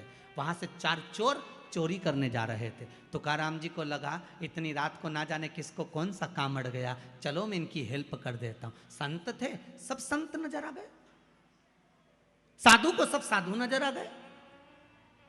संत तुकाराम जी उनकी हेल्प करने के लिए, उनको सहयोग करने के लिए उनके पीछे जाने लगे। चोरों ने विचार करा तुकाराम आ रहा है, किसी को बता देगा। एक चोर ने कहा चिंता मत करो, अपनी टोली में शामिल कर लो। अपनी टोली में? हाँ। चारों ने कहा सुनो तुकाराम, हमारे साथ चल रहे हो, चलो, मना नहीं है, आधा आधा तुमको भी दे देंगे। तुकाराम जी को लगा कि इनका जो काम होगा आधा मुझे दे देंगे। अच्छा हेल्प कर दूंगा, फ्री तो बैठा हूँ रात को, करना क्या, आधी रात को फ्री तो हूँ, चलो। तुकाराम जी जैसे ही गए तो चारों के चारों चोर एक सेठ जी के घर में घुसने लगे, प्रवेश करने लगे। तुकाराम जी बोले मैं चलूं काम करने के लिए। इतने में चोर बोले तुम नए नए हो, तुमको मालूम नहीं है, तुम यहाँ खड़े रहो, अभी आधे घंटे में हम बाहर आ रहे हैं, तुम्हारा हिस्सा तुमको देंगे। तुकाराम जी को लगा कि काम का हिस्सा है, मुझे देंगे। अब ये चोर तो अंदर गए, 1 घंटा हो गया निकल के नहीं आए, 2 घंटे हो गए नहीं आए। तुकाराम जी को लगा कि ये वही सेठ जी का घर है जहाँ रोज शिव महापुराण की कथा होती थी, ये वही सेठ जी का घर है जहाँ रोज रामायण गीता होती, भगवान का भजन होता। ये चारों की चारों तो भजन में बैठ गए और मुझे यहाँ छोड़ गए। मैं भी कितना पागल कि यहाँ खड़ा हूँ, अंदर जाता हूँ। और संत तुकाराम जी जैसे ही अंदर गए, अंदर जाकर उन्होंने जो भगवान का दर्शन करा, एक फोटो दिख गया उनको, फोटो में हरि विट्ठल दिख गए। तुकाराम जी ने जेब में से करताल निकाली, निकालते से बजाने लगे विट्ठल विट्ठल विट्ठल। जैसे ही करने लगे, चारों की चारों चोरों ने सोचा तुकाराम अंदर आ गया, चारों कोई पलंग के नीचे कोई ऊपर छुप गए। इतने में सेठ जी के नेत्र खुल गए, सेठ जी बाहर आए, गुरुदेव आप आए हो। जिस गुरु को बुलाने के लिए मेरी जिंदगी लग गई, वो गुरु आज तक मेरे घर पर नहीं आया, आज आधी रात को मेरा गुरु मेरे दरवाजे पर आया। गुरुदेव आप आए हो, मैं अभी पानी लेकर आता हूं। और सेठ जी भागे पानी लेने के लिए, पानी लेने जैसे सेठ जी गए वैसे वापिस लौट कर आ गए, पानी नहीं लाए। और लेने गए थे पानी, वापिस आए और आते से पूछा गुरुदेव आप तो कभी अकेले नहीं जाते थे, आज अकेले कैसे आ गए गुरुदेव। संत तुकाराम जी बोले कौन बोलता है अकेले आए, 2 पलंग के नीचे 2 ऊपर हैं, कहा किसने कि अकेले आए, 2 नीचे 2 ऊपर। चोरों ने सोचा ये तो जूते खिलवाएगा, अब तो निकलो बाहर। चारों बाहर निकल के तुकाराम जी के पास खड़े हो गए। सेठ जी गए जल लेने, पानी पिलाया, अंदर गए श्रीफल लाए 5 माला लाए, 5 स्वर्ण की मुद्रा लाए, 5 को दी, प्रणाम करा। प्रणाम कर कर तुकाराम जी से कहा गुरुदेव ऐसी कृपा और करना, आते रहना। तुकाराम जी बोले वो तो इनकी कृपा है जो हम यहाँ आ गए, नहीं तो हम कैसे आते। इतने में तुकाराम जी वापस बाहर निकलने लगे। सेठ जी ने चारों चोरों के चरण पकड़ लिए, भैया बड़ी करुणा करी आपने जो हमारे गुरुजी को लेकर आ गए। इतने में चोरों की आंखों से जल बह रहा था। बाहर निकलकर संत तुकाराम के चरण चोरों ने पकड़ लिए और कहा गुरुदेव जब जब पकड़ाते थे जूता खा कर आते थे, आज जिंदगी में पहली बार पकड़ाए, गले में माला पहन कर आए हैं, बड़ी कृपा है आपकी। इतने में तुकाराम जी ने कहा सुनो, संतों के पीछे चलोगे तो माला ही मिलेगी और कामियों के पीछे चोरों के पीछे चढ़ोगे तो जूते की माला ही मिलेगी। ये संत साधु सन्यासी तपस्वी साधक उपासक भगवंत जितने हैं, इनके पीछे चलने पर, भजन में जाने पर, कीर्तन में जाने पर, नाम स्मरण करने पर, भगवान की भक्ति में डूबने पर जो मिलता है वो दुनिया में किसी को नहीं मिल सकता। वो सुख है, वो सुख है।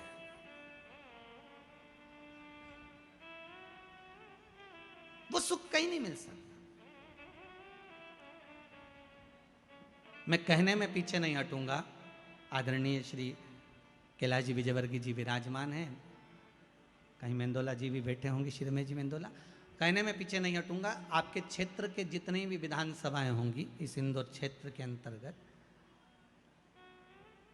कहीं भोजन भंडारे और कथा भागवत इतनी होती कि नहीं होती, वैसे तो बहुत कम सुनने को मिलती है। पर आपका जो क्षेत्र है, जिस क्षेत्र के अंतर्गत कथा चल रही है, इस क्षेत्र के अंतर्गत जिस व्यक्ति से पूछो वो एक ही बात कहता है कि हमारे क्षेत्र के जो विधायक हैं और आदरणीय कैलाश जी हैं या रमेश। अच्छा एक बात और बड़े प्रेम से बोलते हैं, दादा हैं तो वो जो कथा करवाते हैं, जो कथा के बाद में या अन्य समय पर कथा नहीं भी होती, भोजन भंडारे जो होते हैं बड़े सादगीपूर्ण होते हैं।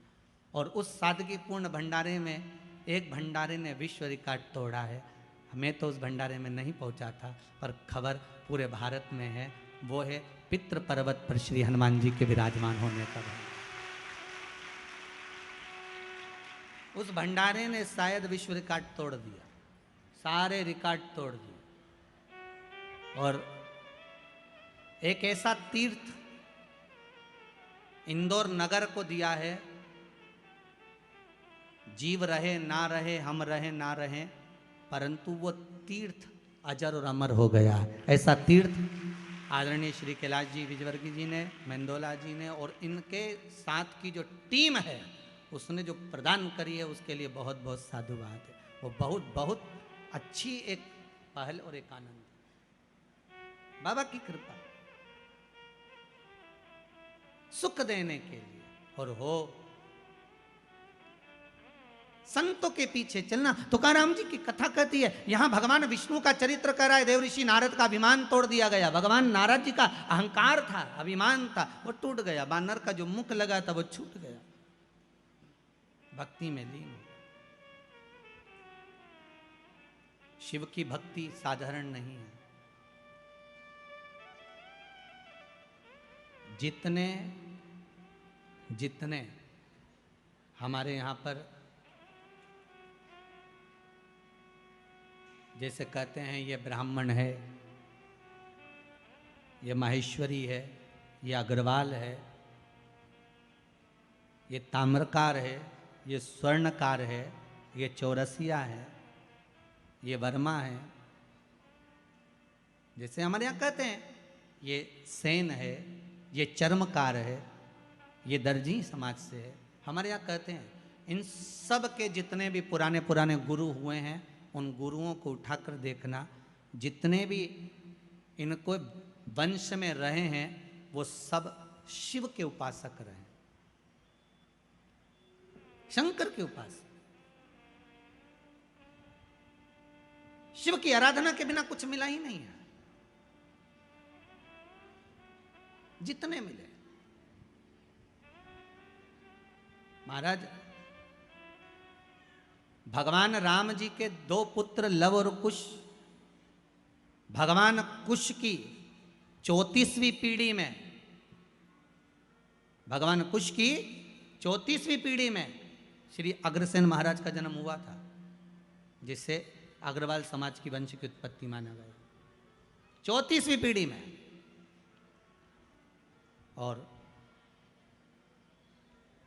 श्री वल्लभ सेन जी जो श्री अग्रसेन जी महाराज के पिता हैं, वल्लभ सेन जी, उनकी जो धर्मपत्नी थी भगवती देवी जी, विदर्भ की थी। विदर्भ से दो माताएं हमारे यहाँ आई थी, एक सूर्यवंश में, एक चंद्रवंश में। सूर्यवंश में वल्लभ सेन जी की जो धर्मपत्नी है वो विदर्भ की है भगवती माता जी, और विदर्भ से ही श्री रुक्मणी माता जी जो भगवान कृष्ण की धर्मपत्नी है। ये दो विदर्भ से आई।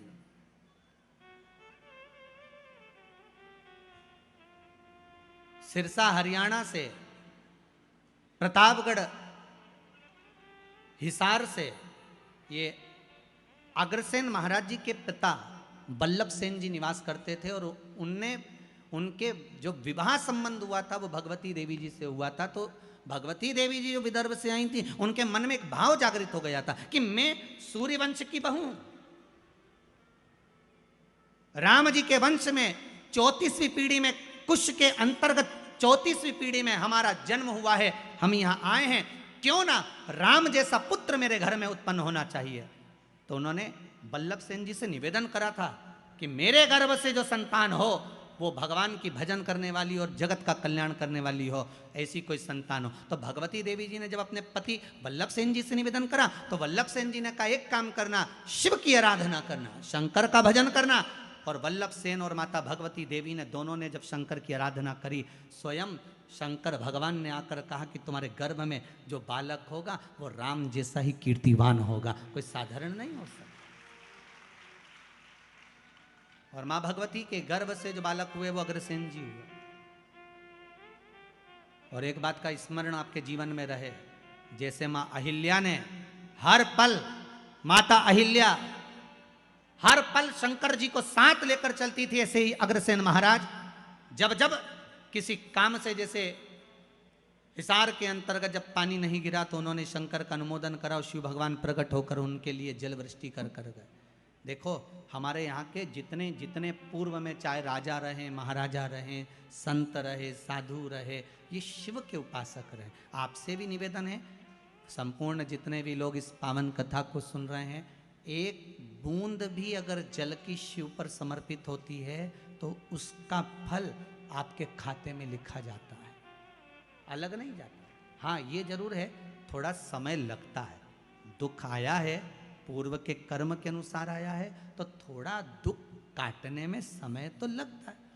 पर आप बाबा से रोज निवेदन करो ना, रोज भजो, श्री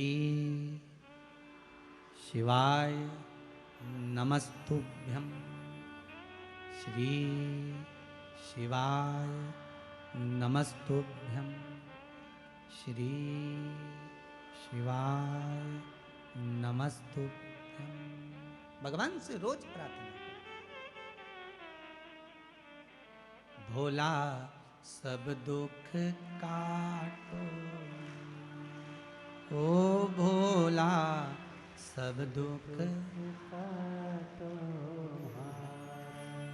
शिव शंकर जपूं तेरी माला, भोले बाबा जपूं तेरी माला। भोला सब दुख काटो, ओ भोला सब दुख काटो। भगवान देव ऋषि नारद का अहंकार गया, समय आया। ब्रह्मदेव से भगवान नारायण ने कहा, ब्रह्मा जी आप सृष्टि की लीला आगे बढ़ाओ। ब्रह्मा जी सृष्टि की लीला आगे बढ़ाने वाले थे, तो ब्रह्मा जी के मन में एक भाव उत्पन्न हो गया। ब्रह्मा जी ने कहा, देवाधिदेव महादेव के लिए संशय उत्पन्न हुआ ब्रह्मा जी के मन में, और भगवान विष्णु से कहा कि प्रभु, भगवान नारायण से कहा ब्रह्मा जी ने कि मैं आपका पुत्र हूं, पर हे नारायण आपके पिता का नाम क्या है? भगवान विष्णु ने कहा मेरे पिता शिव है, शंकर। शिव महापुराण में लिखा है। लिंग पुराण के अंतर्गत वर्णन आता है, नर्मदा पुराण में वर्णन आता है। शंकर भगवान ने अपनी जंगा और हस्त कमल पर अमृत का छींटा दिया था। जब देवता अमृत भाग लेकर आए थे तो वो अमृत का छींटा दिया, और ये अमृत कोई एक बार प्रकट नहीं हुआ है, ये अमृत कई बार प्रकट हुआ। उस अमृत के छींटे से उतार कर एक पुरुष की उत्पत्ति हुई थी, वो भगवान विष्णु थे। ये शिव महापुराण में लिखा है। भगवान विष्णु ने अपने शरीर पर जल का सींचन करा था, चारों तरफ जल जल कर दिया था, उस पर आयन करने के कारण भगवान का नाम नारायण पड़ गया। ये शिव महापुराण कहते हैं। तो भगवान विष्णु ने कहा मेरे पिता शंकर, भगवान शिव आपके पिता शंकर। हाँ, शिव कैसे हैं? भगवान विष्णु ने कहा ये सामने पर्वत है, अपन इसको घुमाते हैं, प्रकट करते हैं शंकर भगवान को। दोनों ने मिलकर जो पर्वत को घुमाना प्रारंभ करा, उसमें से एक लिंगायत आकृति प्रकट हो गई। जैसे ही लिंगायत आकृति प्रकट हुई भगवान शंकर के सामने, जैसे ही भगवान विष्णु के सामने लिंग प्रकट हुआ, लिंग प्रकट होते से ही भगवान शंकर ने कह दिया नारायण मैं सामने प्रकट हो गया हूँ, मांगो तुम्हें क्या चाहिए। भगवान विष्णु कहते हैं मैंने मांगने के लिए आपको प्रकट नहीं करा, मैंने तो केवल आपको नमन करने के लिए ब्रह्मा जी को आपका स्वरूप दिखाना था कि मेरा पिता कैसा है, उसको बताना था, इसलिए प्रकट किया। अच्छा, हाँ।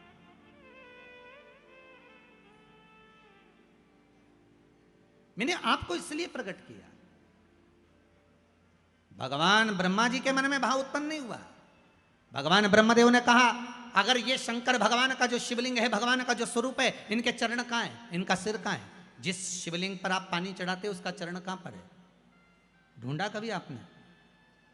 जिस शिवलिंग पर आप जल चढ़ाते हो उसका सिर कहाँ पर है? ढूंढा कभी आपने? इस शिवलिंग का चरण कहाँ है? इस शिवलिंग का सिर कहाँ पर है? पता करो जरा। भगवान ब्रह्मा जी ने कहा नारायण मुझे बताओ इनका सिर कहाँ है, इनका चरण कहाँ है? भगवान शंकर का स्वरूप कहाँ है? भगवान कहने लगे, विष्णु जी बोले, नारायण बोले आप बताओ क्या करना है। भगवान ब्रह्मा जी ने कहा एक काम करो, मैं जाता हूं शिवलिंग के सिर पर, आप जाइए शिवलिंग के चरण पर। पता करना है कि भगवान शंकर के चरण कहाँ हैं और सिर कहाँ है।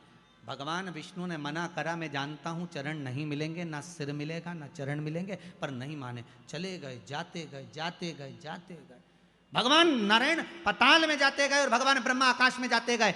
शिवलिंग बढ़ता चले गया, ब्रह्मा जी को शिवलिंग का छोर नहीं मिला। अंत में ब्रह्मा जी हार गए। सामने केतकी का पुष्प मिला, केतकी के फूल को ब्रह्मा जी ने उठा लिया। उठाकर ब्रह्मदेव ने बोला, एक केतकी के फूल पुष्प तुम मेरे साथ नीचे चलो, भगवान विष्णु के सामने जाकर कह देना ब्रह्मा जी को भगवान शंकर का सिर मिल गया।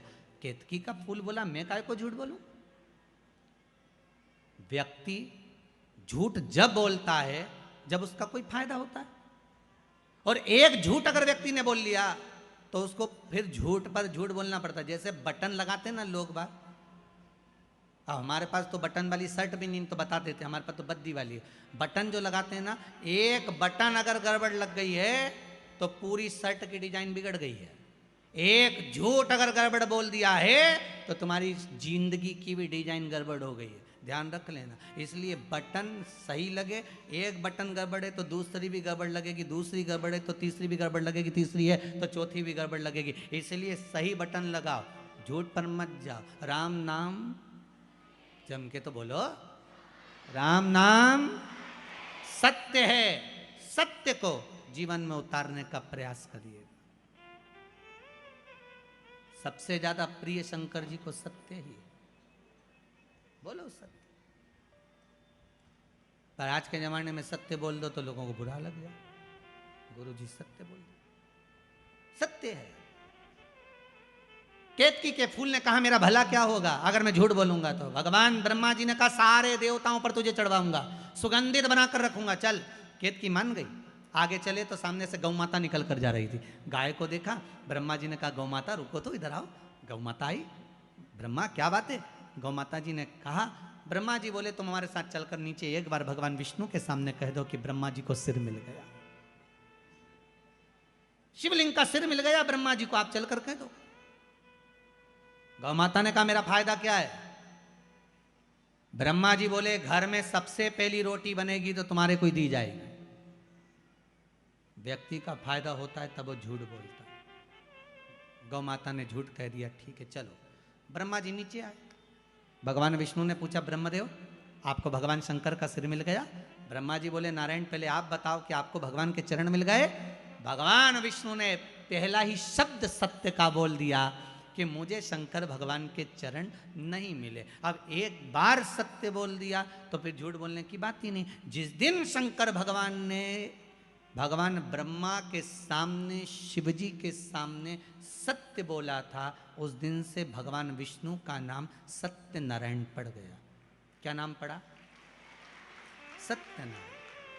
अब पूछोगे गुरुजी ये कथा कहाँ से ली है कि भगवान विष्णु का नाम सत्यनारायण पड़ा? तो स्कंद पुराण में सत्यनारायण जी की कथा को निकालना, उसमें लिखा है भगवान नारायण ने एक बार सत्य कहा था भगवान शंकर जी के सामने कि मुझे चरण नहीं मिला, तो भगवान विष्णु का नाम सत्य नारायण पड़ गया। अब भगवान विष्णु ने कहा ब्रह्मदेव आपको शंकर भगवान का सिर मिल गया?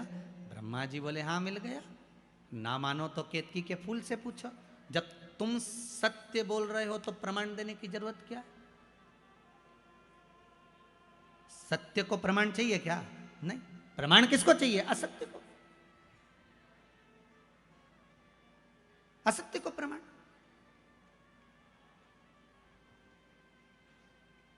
सती माता ने झूठ बोल दिया था, एक झूठ माता सती ने शिव जी के सामने कह दिया था, मैंने कोई परीक्षा नहीं ली। शंकर जी जान गए ये परिवार तोड़ देगी। परिवार कब टूटता है? अच्छे अच्छे संबंध कब खत्म हो जाते हैं? व्यक्ति के सारे अच्छी मित्रता, संबंध, प्रेम कब खत्म हो जाता है? जब व्यक्ति झूठ बोल जाता है, असत्य बोलना।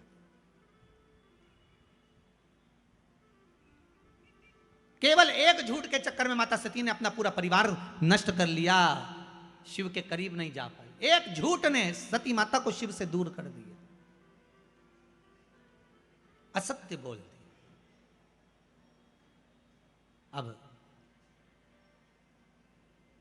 आज माता भगवान ब्रह्मा जी ने कहा मेरे को भगवान विष्णु का, भगवान शंकर का सिर मिला है। शिवलिंग में से आकाशवाणी हो गई, ये ब्रह्मा झूठ बोल रहा है, झूठ बोल रहा है।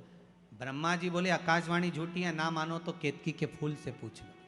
भगवान विष्णु ने केतकी के फूल को हाथ में लिया और पूछा बोल केतकी क्या ब्रह्मा जी को सिर मिल गया शंकर भगवान का? केतकी का फूल बोला हाँ, ब्रह्मा जी को भगवान शंकर का सिर मिल गया। भगवान शिव जी की आकाशवाणी हो गई केतकी के पुष्प। तू झूठ बोल रहा है? हे केतकी के पुष्प, मैं तुझे श्राप देता हूं, सारे देवताओं पर तू चढ़ेगा पर शंकर पर कभी नहीं चढ़ेगा। अगर एक केतकी का पुष्प शंकर पर चढ़ गया तो 1000 गौ हत्या के बराबर दोष लग जाता है महाराज। इसलिए केतकी का फूल सारे देवताओं पर चढ़ता है, पर शंकर पर भूल से नहीं चढ़ता, कभी भी केतकी का पुष्प नहीं चढ़ेगा। मैं तुझे श्राप देता हूं कि तू मुझ पर कभी नहीं चढ़ सकता। 1000 गौ हत्या के बराबर दोष है केतकी का फूल अगर शिव पर चढ़ जाए। ब्रह्मा जी बोले आकाशवाणी झूठी है, ना मानो तो आप गौ माता से पूछ लो। बोलो गौ माता, क्या भगवान ब्रह्मा को भगवान शंकर का सिर मिल गया? बोलो आप। गौ माता बोली हाँ, सिर मिल गया ब्रह्मा जी को भगवान शंकर का। फिर आकाशवाणी हो गई है गौ माता झूठ बोल रही है। भगवान शंकर ने कहा गौ माता तू जगत की मां होकर झूठ बोलती है, मैं तुझे श्राप देता हूं गौ माता, तेरा पूरा शरीर पूजा जाएगा पर तेरा मुख अपूज्य माना जाएगा। तो झूठ बोली है, तेरा ये मुख अपूज्य होगा। गाय का पूरा शरीर पूज्य है पर गाय का मुख अपूज्य है। हिंदू धर्म में कन्यादान, वस्त्रदान, अन्नदान, स्वर्णदान, भूमि दान, मुद्रा दान,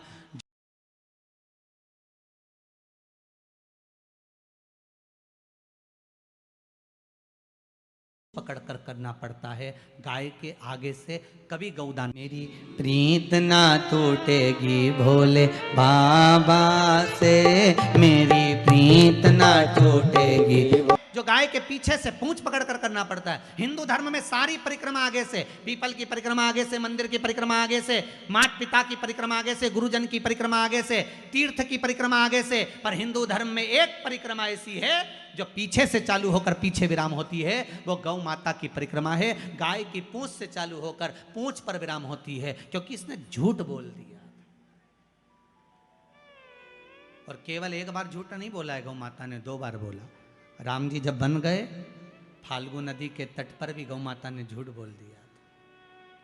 सीता जी का श्राप लग गया, तुम झूठ बोली। इसीलिए हमारे हिंदू धर्म में ऐसा नियम है, गौ माता के लिए अलग से पात्र रखा जाता है। पहले अगर आप लोग राजस्थान साइड में कभी गए होगे, मारवाड़ में कभी गए होगे, तो आप लोगों ने ध्यान दिया होगा, घर के बाहर पत्थर का इतना बड़ा कुंडा रखा रहता था। उस कुंडे में भोजन ले जाके डालते थे, गाय उसे खाती थी। घर के पात्र को झूठा नहीं करने देते थे, घर के पात्र को झूठा नहीं करने देते थे, क्योंकि वो पात्र अगर गौ माता झूठा कर देती थी, फिर उसमें गंगा जल भर कर रखो, 7 बार अग्नि में तपाओ, फिर 3 बार गंगा जल भर कर रखो, तब वो पात्र घर में कार्य लेते थे, पर भगवान की सेवा में नहीं जाता था, क्योंकि झूठ बोली है, झूठ बोला है।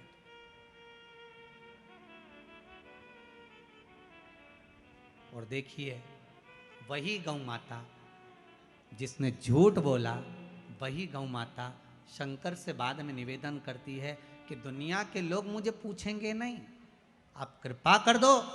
शंकर भगवान ने कहा तू क्यों चिंता करती है गौ माता, भले तू झूठ बोल ली, पर मैं शिव हूं, मेरे को लोग ओघड़ी कहते हैं, चिंता मत कर, मेरा एक जन्म तेरे गर्भ से होगा। गौ माता तेरे गर्भ से जन्म लूंगा, तू क्यों चिंता करती है। और आप सबने कथा सुनी होगी, गौ माता जब अपने पुत्र मनोरथ को दूध पिला रही थी, गाय जब अपने बेटे मनोरथ को दूध पिला रही थी, तो कामधेनु गाय जब दूध पिला रही अपने पुत्र मनोरथ को, तो वो दूध का फेन उड़ गया था, उड़कर वो शंकर भगवान के ऊपर चले गया था। शिव जी के ऊपर जैसे ही गाय के दूध का फेन गया, झूठा फेन चले गया, जाते से ही शंकर भगवान उठकर खड़े हो गए। गौ माता को लगा कि भोलेनाथ मेरे पुत्र को मार देंगे। शंकर जी ने इशारा करा, गौ माता ने मुख को खोला और तेज श्वास ली। श्वास लेते से ही शंकर भगवान को गाय निगल गई। शिव जी गौ माता के पेट में जाकर बैठ गए। 7 रात्रि तक भगवान शंकर गौ माता के पेट में बैठे रहे। अब जरा ध्यान दीजिएगा, जिस गौ माता के पेट में शिव बैठे हैं, उस गौ माता के पेट में आप लोग जो भोजन पॉलीथीन में डालकर बाहर पटक देते हो, गाय वो खा जाती है, और वो पॉलीथीन गाय के पेट में जाती है, वो कैंसर बना देती है। जरा विचार करिए गौ माता को कितना कष्ट होता होगा, कितना दुख। 7 रात्रि तक भोलेनाथ माता गौ माता के उदर में बैठे रहे, पेट में बैठे रहे। जब गाय के पेट में मेरा भोलेनाथ बैठा रहा, हाहाकार मच गया, शिव कहाँ गए ढूंढने के लिए प्रयास करा गया, अथक प्रयास माता पार्वती जी ने करा। तब मालूम पड़ा कि गौ माता निगल गई शिव जी को। तब गौ माता से प्रार्थना करी गई और गाय से प्रार्थना कर कर गौ माता के उदर से भगवान शंकर को प्रकट करा गया। गौ माता ने कहा मेरा पुत्र नंदी बनकर आप प्रकट हो, और शिव जी नंदी ध्वज बनकर प्रकट होते हैं, स्वयं नंदीश्वर बनकर। कोई साधारण है?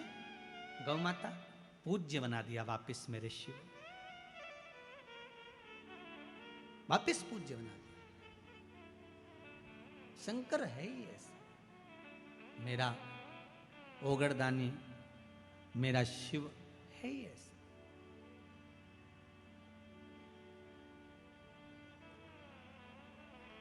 बेलपत्री में ये जो 3 पत्तियां होती हैं, कभी कभी 5 पत्ती की भी बेलपत्र होती है, कभी कभी 6 पत्ती की भी होती है, 4 पत्ती की भी होती है।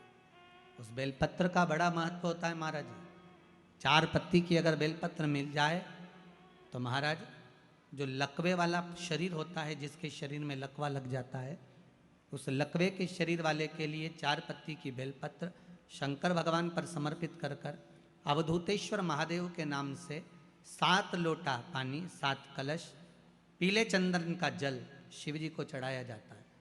4 पत्ती की बेलपत्र को वापस उठा कर लाते हैं, उसको धोकर जो लकवे का शरीर वाला मरीज होता है, धीरे धीरे उसको चूर कर उस बेलपत्र को खिलाना प्रारंभ कर देते हैं। धीरे धीरे शरीर उसका काम करने लगता है। जिसको लकवा लगा हो वो प्रयोग कर सकता है। इसी बेलपत्र की जो नीचे की 2 पत्तियां होती हैं, इन 2 पत्ती के लिए पहले भी वर्णन करा, इन पत्र में भी है। किसी माता को इंजेक्शन लगते थे, इंसुलिन लगता था, पर बेलपत्री के सेवन करने से उनको अब इंसुलिन की जरूरत नहीं है शुगर लेवल में। बेलपत्री की जो पत्ती होती है, नीचे की दोनों पत्तियां, इस पर केसर से आप चंदन का तिलक, केसर का तिलक लगा लें। और भगवान शंकर का जो शिव जी के 13 बच्चे हैं, शंकर जी के कितने बच्चे हैं? 13। उन 13 बच्चों में शंकर जी की 5 लड़कियों का नाम ले। जया, जम के बोलिए, जया, विषहरा, श्यामली बारी, दौतली और देव। ये शंकर जी की 5 लड़कियां। इन 5 लड़कियों का नाम लेकर एक एक बेलपत्र को शिव जी पर समर्पित करना प्रारंभ कर दें। 5 या 7 बेलपत्र ले लें, उसको समर्पित कर दें, उसको लेकर आए। जब बेलपत्र शुगर वाला व्यक्ति या बीपी वाला व्यक्ति या थायराइड वाला व्यक्ति खाए तो एक एक बेलपत्र सबसे पहले नीचे की पत्ती को तोड़ ले, जो नीचे की 2 पत्तियां, इसको तोड़कर खाना प्रारंभ करे। फिर आखिरी में ऊपर की पत्ती को खाए। 3 दिन लगातार कर कर देखिए, शुगर लेवल में आ जाएगी। अभी तो कथा चल रही है, आज तो दूसरा ही दिन हुआ है, खाकर तो देखो, 4 दिन तो हम भी यहीं हैं, तो शुगर लेवल में आपको मिलेगी। शिव का स्मरण करिए। पर शंकर भगवान की 5 लड़कियों के नाम मत भूलना। पहली, जम के बोलो जरा, जया। दूसरी, विषहरा। तीसरी, श्यामली बारी। चौथी, दौतली। और 5वीं, देव। ये शंकर भगवान की 5 लड़कियां हैं जो औषधि का काम करती हैं। शिव जी की ये 5 लड़कियां औषधि प्रदान करती, साधारण नहीं है। मेरा शिव औषधि। भोलेनाथ से निराला यहाँ कोई नहीं, कोई नहीं रे यहाँ कोई नहीं, कोई नहीं रे यहाँ कोई नहीं, भोलेनाथ से निराला यहाँ कोई नहीं, भोलेनाथ से निराला यहाँ कोई नहीं, शंभुनाथ से निराला यहाँ कोई नहीं, शंभुनाथ से निराला यहाँ कोई नहीं, कोई नहीं रे यहाँ कोई नहीं, कोई नहीं रे यहाँ कोई नहीं, कोई नहीं रे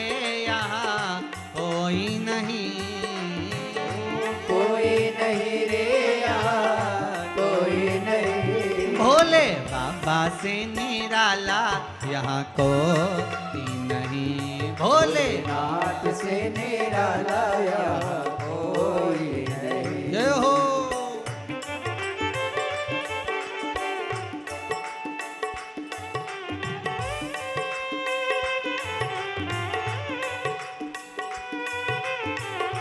जय हो।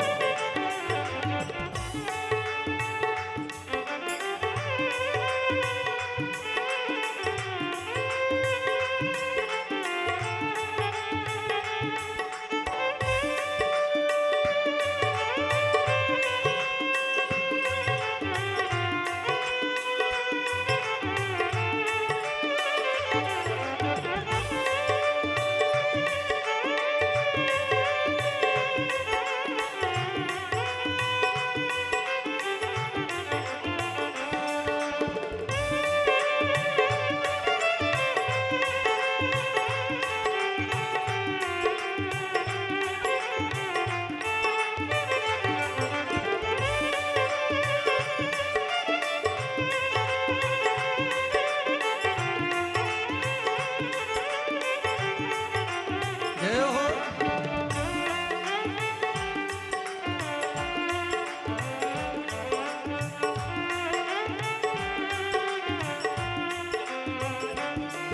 ओ शिव का डमरू डम डम बोले, अगम निगम के भेद ये खोले। शिवा डमरू डम डम बोले, गम निगम के भेद ये खोले। शिव का डमरू डम डम बोले, अगम निगम के भेद ये खोले। शिव का डमरू डम डम बोले, गम निगम के भेद ये खोले। ऐसा डमरू बजाने वाला कोई नहीं। ऐसा डमरू बजाने वाला कोई नहीं। ऐसा डमरू बजाने वाला कोई नहीं। ऐसा डमरू बजाने वाला कोई नहीं। भोलेनाथ से निराला यहाँ कोई नहीं। भोलेनाथ नाथ से निराला यहाँ कोई नहीं। शंभोनाथ से निराला यहाँ कोई नहीं। शंभुनाथ से निराला यहाँ कोई नहीं। जय हो।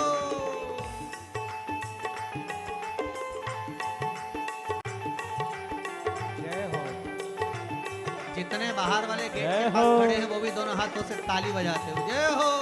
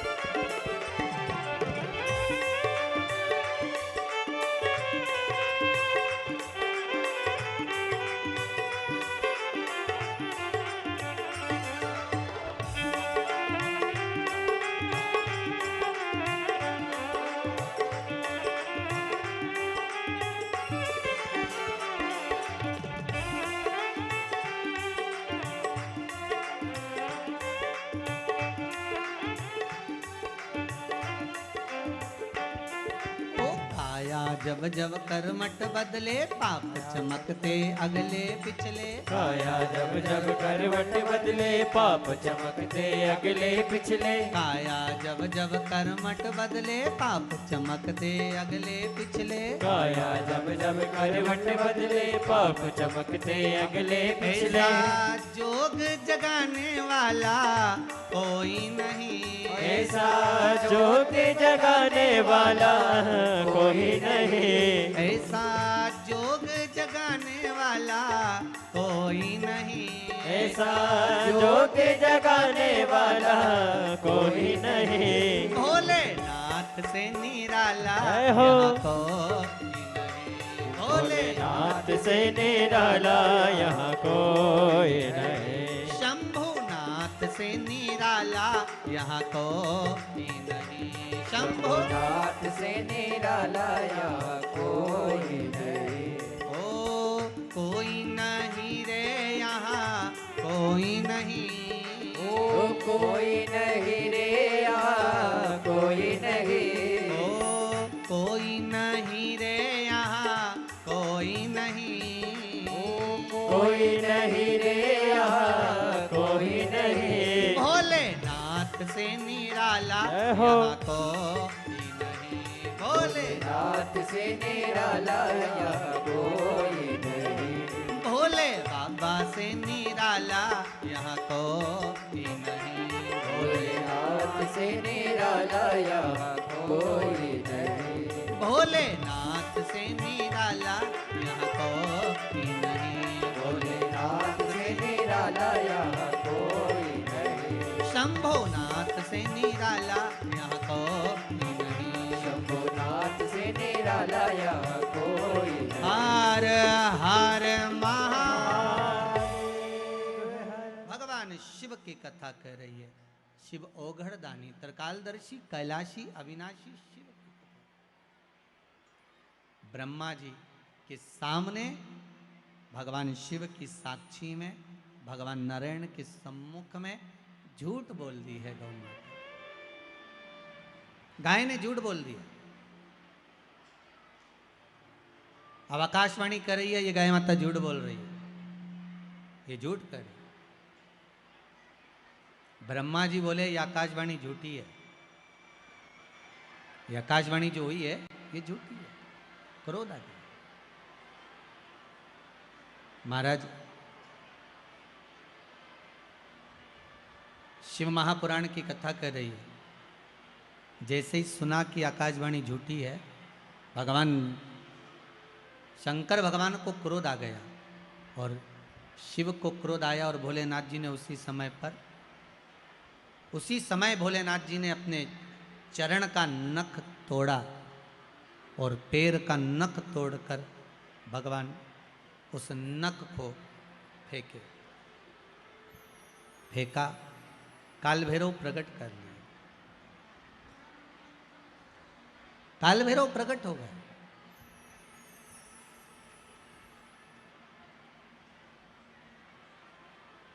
जब काल भैरव प्रकट हुए, भगवान शिव जी ने आदेश दिया कि जाओ, जाकर जिस मुख से ब्रह्मा जी झूठ बोल रहे हैं, जिस मुख से ब्रह्मा झूठ बोल रहे हैं, ब्रह्मा जी का वो सिर काट दीजिए। फिर ध्यान देना, शंकर भगवान को प्रसन्न करने का सबसे सुंदर तरीका है एक लोटा जल। पर एक लोटा जल ना हो तो बेलपत्र, बेलपत्र ना हो तो 3 बार ताली, 3 बार ताली ना हो तो बम बम भोले, और ये भी ना हो तो अपने जीवन में दिन भर में कम से कम 1 बार सत्य बोलो। दिन भर में 1 बार कितना बोलना है? 1 बार बोल लो, बहुत है।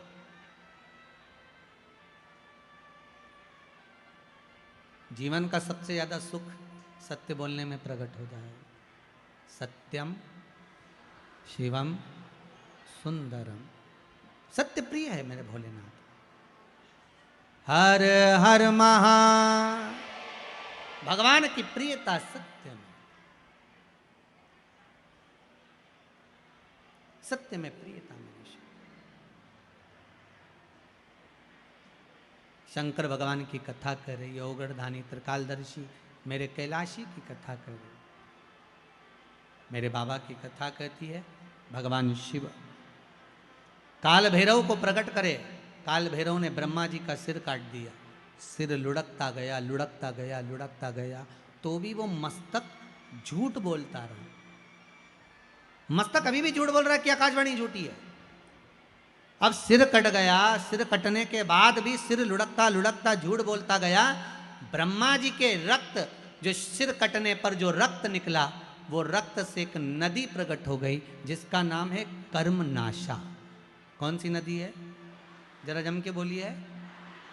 कर्मनाशा नदी प्रकट हो गई। भगवान शिव ने कहा ये कर्मनाशा नदी ब्रह्मा जी के सिर कटने पर प्रकट हुई है। ये कर्मनाशा नदी भारत की भूमि पर एक ऐसी नदी है जिस नदी पर कुत्ता भी पानी नहीं पीता। भारत की भूमि पर केवल एक नदी ऐसी है जिस पर पक्षी भी अपनी चोंच उस नदी के पानी को नहीं लगाते, वो कर्मनाशा। इलाहाबाद से काशी के बीच में बहने वाली ये नदी वैसे तो 14 किलोमीटर की है, पर आजकल अगर लोग नेट पर सर्च करते हैं तो वो 20 किलोमीटर की दिखती है। अब हो सकता है उसका विस्तार हुआ हो, पर शिव महापुराण में, लिंग पुराण में वो 14 किलोमीटर है।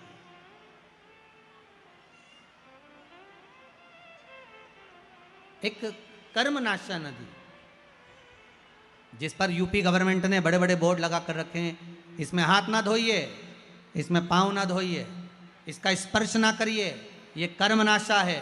7 पीढ़ी में किसी ने उद्यापन करा हो, दान करा हो, कन्यादान, वस्त्र दान, मुद्रा दान, स्वर्ण दान, अन्न दान, उपास, व्रत, कुछ भी करा होता है, 7 पीढ़ी में अगर किसी ने करा हुआ है और उस पीढ़ी का व्यक्ति अगर कर्मनाशा नदी को छू लेता है, उसका पानी का स्पर्श हो जाता है, तो 7 पीढ़ी में करा गया सारा कर्म नष्ट हो जाता है। वो कर्मनाशा नदी आज भी बहती है, जो ब्रह्मा जी के रक्त से बनी।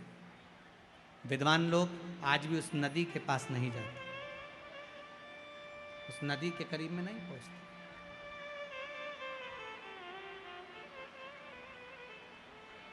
नदी के करीब में नहीं जाते महाराज।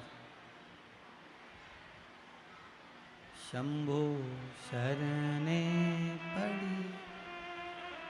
एक निवेदन अगर आप लोग स्वीकार करें तो, सभी लोग अगर स्वीकार करें तो, बैठे बैठे ही थोड़ा थोड़ा सा खसक जाइए। बाहर पानी आ रहा है इसलिए आप थोड़ा थोड़ा सा बैठे बैठे खसको, खड़े मत होइए, बैठे रहिए बस। उसको थोड़ा सा आप स्वीकार करिए जिससे आप लोग आराम से बैठे रहें। बैठे बैठे खसक जाओ। आप शंकर के भगत हो, शिव आपके हृदय में बैठा हुआ है, बस आप उसको स्वीकार करते हुए कुछ देर की और बात है, सबको विराजमान कर लीजिए। हर हर महा शंभो शरणे पड़ी, मांगू घड़ी रे घड़ी दुख काटो, दया करी ने दर्शन आपो, दया करी ने दर्शन आपो। भगवान ओगढ़दानी त्रिकालदर्शी कैलाशी। हर हर महा, हर हर महादेव। भगवान शंकर ओगढ़दानी त्रिकालदर्शी मेरे शिव ने कृपा करी और काल भैरव प्रकट होकर ब्रह्मा जी का सिर काट दिए, ब्रह्मा जी का मस्तक कटा। भगवान ब्रह्मदेव ने क्षमा याचना करी, क्षमा याचना करी, तब भगवान विष्णु ने कहा क्या चाहते हो ब्रह्मदेव? ब्रह्मा जी बोले प्रभु बस इतनी कृपा कर दो महाराज, एक करुणा थोड़ी सी कर दीजिए, जो मेरा सिर कटा है वो कटा हुआ सिर संसार में इसको लोग बुरा ना कहें, इससे नफरत ना करें, ऐसी कृपा कर दो। भगवान ने कहा क्या करना चाहिए? भगवान विष्णु बोले प्रभु आप तो सामर्थ्यवान हैं, आप सब कुछ कर सकते हैं। भगवान उसी समय पर ब्रह्मा जी के कटे हुए सिर को बट वृक्ष बना देते। काय का वृक्ष बनाया है? बट वृक्ष। भगवान शंकर ने कहा सुनो ब्रह्मा जी, ए ब्रह्मदेव, तुम्हारा जो सिर कटा है ये बट वृक्ष के नाम से पूजा जाएगा। इस बड़ के पेड़ के नीचे लोग पिंडदान करेंगे, तर्पण करेंगे, भजन करेंगे, स्मरण करेंगे और मेरी भक्ति को धारण करेंगे। शिव जी स्वयं उस बट के पेड़ के नीचे विराजमान हुए। शंकर जी का एक नाम हो गया बटकेश्वर महादेव। क्या नाम पड़ा है? बटकेश्वर महादेव। महाराज जिसका कर्जा ज्यादा बढ़ जाता है,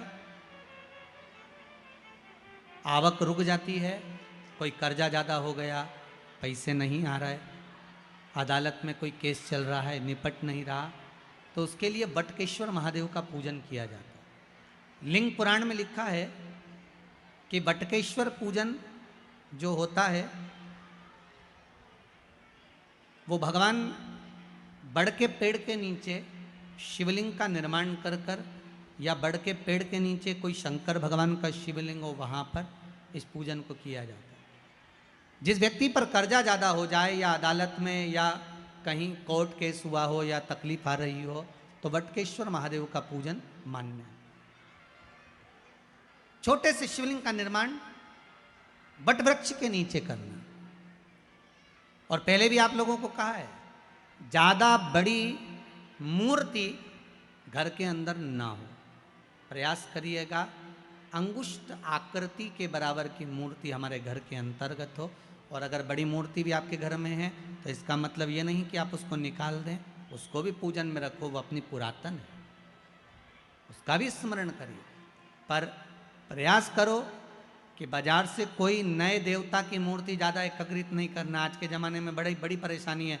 जिस तीर्थ में जाते हो वहाँ से मूर्ति लेकर आ जाते हो। बद्रीनाथ जी घूमने गए तो बद्रीनाथ जी को लिया, द्वारका जी गए तो बोलते जाओ जरा, द्वारका जी को लिया, जगन्नाथ जी गए जगन्नाथ जी को लिया। इतने सारे देवता घर में रखे हैं। अब भगवान की पूजन हो रही नहीं हो रही, थोड़ी बहुत पूजन हुई, थोड़ी बहुत नहीं हुई। अब छोटी जगह में, अब जैसे आप लोग अगर पास पास में आप लोगों को बिठा दिया जाए तो परेशानी होती कि नहीं होती? जम के तो बोलो जरा, होती है ना। अब तुम्हारा इतना बड़ा तो मंदिर घर के अंदर, कितना बड़ा मंदिर, छोटा सा तुम्हारे घर में मंदिर, इतने बड़े मंदिर में वहीं शंकर जी बैठे, वहीं राम जी बैठे, वहीं कन्हैया जी बैठे, वहीं लड्डू गोपाल, वहीं पर लक्ष्मी जी, वहीं पर दो गणेश जी, वहीं पर सारे देवी देवता। बद्रीनाथ गई तो उनको भी लाया, जगन्नाथ गई उनको भी लाई, रामेश्वर गई उनको भी लाई, सारे देवता वहीं इकट्ठे। और सुबह से उठ कर गई, इतनी सी शक्कर ले गई। अब इतनी सी शक्कर भगवान के सामने रख दी और आरती उतार दी। अब सारे देवता आपस में सोच रहे कि तुम खाओगे कि हम खाएंगे। इसलिए शास्त्र कहता एक साधे सब सधे, सब साधे विश्राम। एक को साध लो, सब हो जाए। हमारे देवाधिदेव महादेव को जो जल चढ़ाते हो ना, 33 कोटि देवताओं को वो जल प्राप्त हो जाता है। ब्रह्मा भी उसी में है, विष्णु भी उसी में है, इंद्र भी उसी में है, देवी भी उसी में है, देवता भी उसी में, सब उसी में विराजमान। कहीं हमें भटकना नहीं है उसको ढूंढने के लिए, सब उसी के भीतर विराजमान। एक बेलपत्री का पत्ता, मात्र एक बेलपत्री का पत्ता, जिसके भीतर ब्रह्मा भी है, विष्णु भी हैं, शिव भी हैं। और इस बेलपत्री के बीच वाली पत्ती से लेकर जहां 2 पत्तियां रहती हैं, उस पत्ती के बीच में जो गैप होता है डंडी का, इसमें 64 योगनियां भी हैं।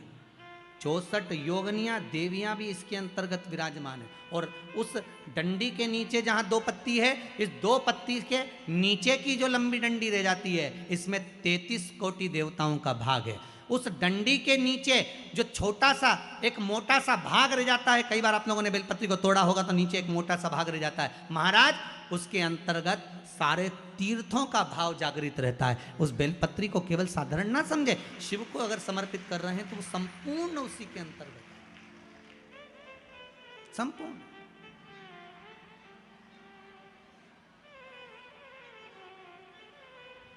केवल आप लोगों ने बेलपत्र अगर कभी शिव जी पे चढ़ी हुई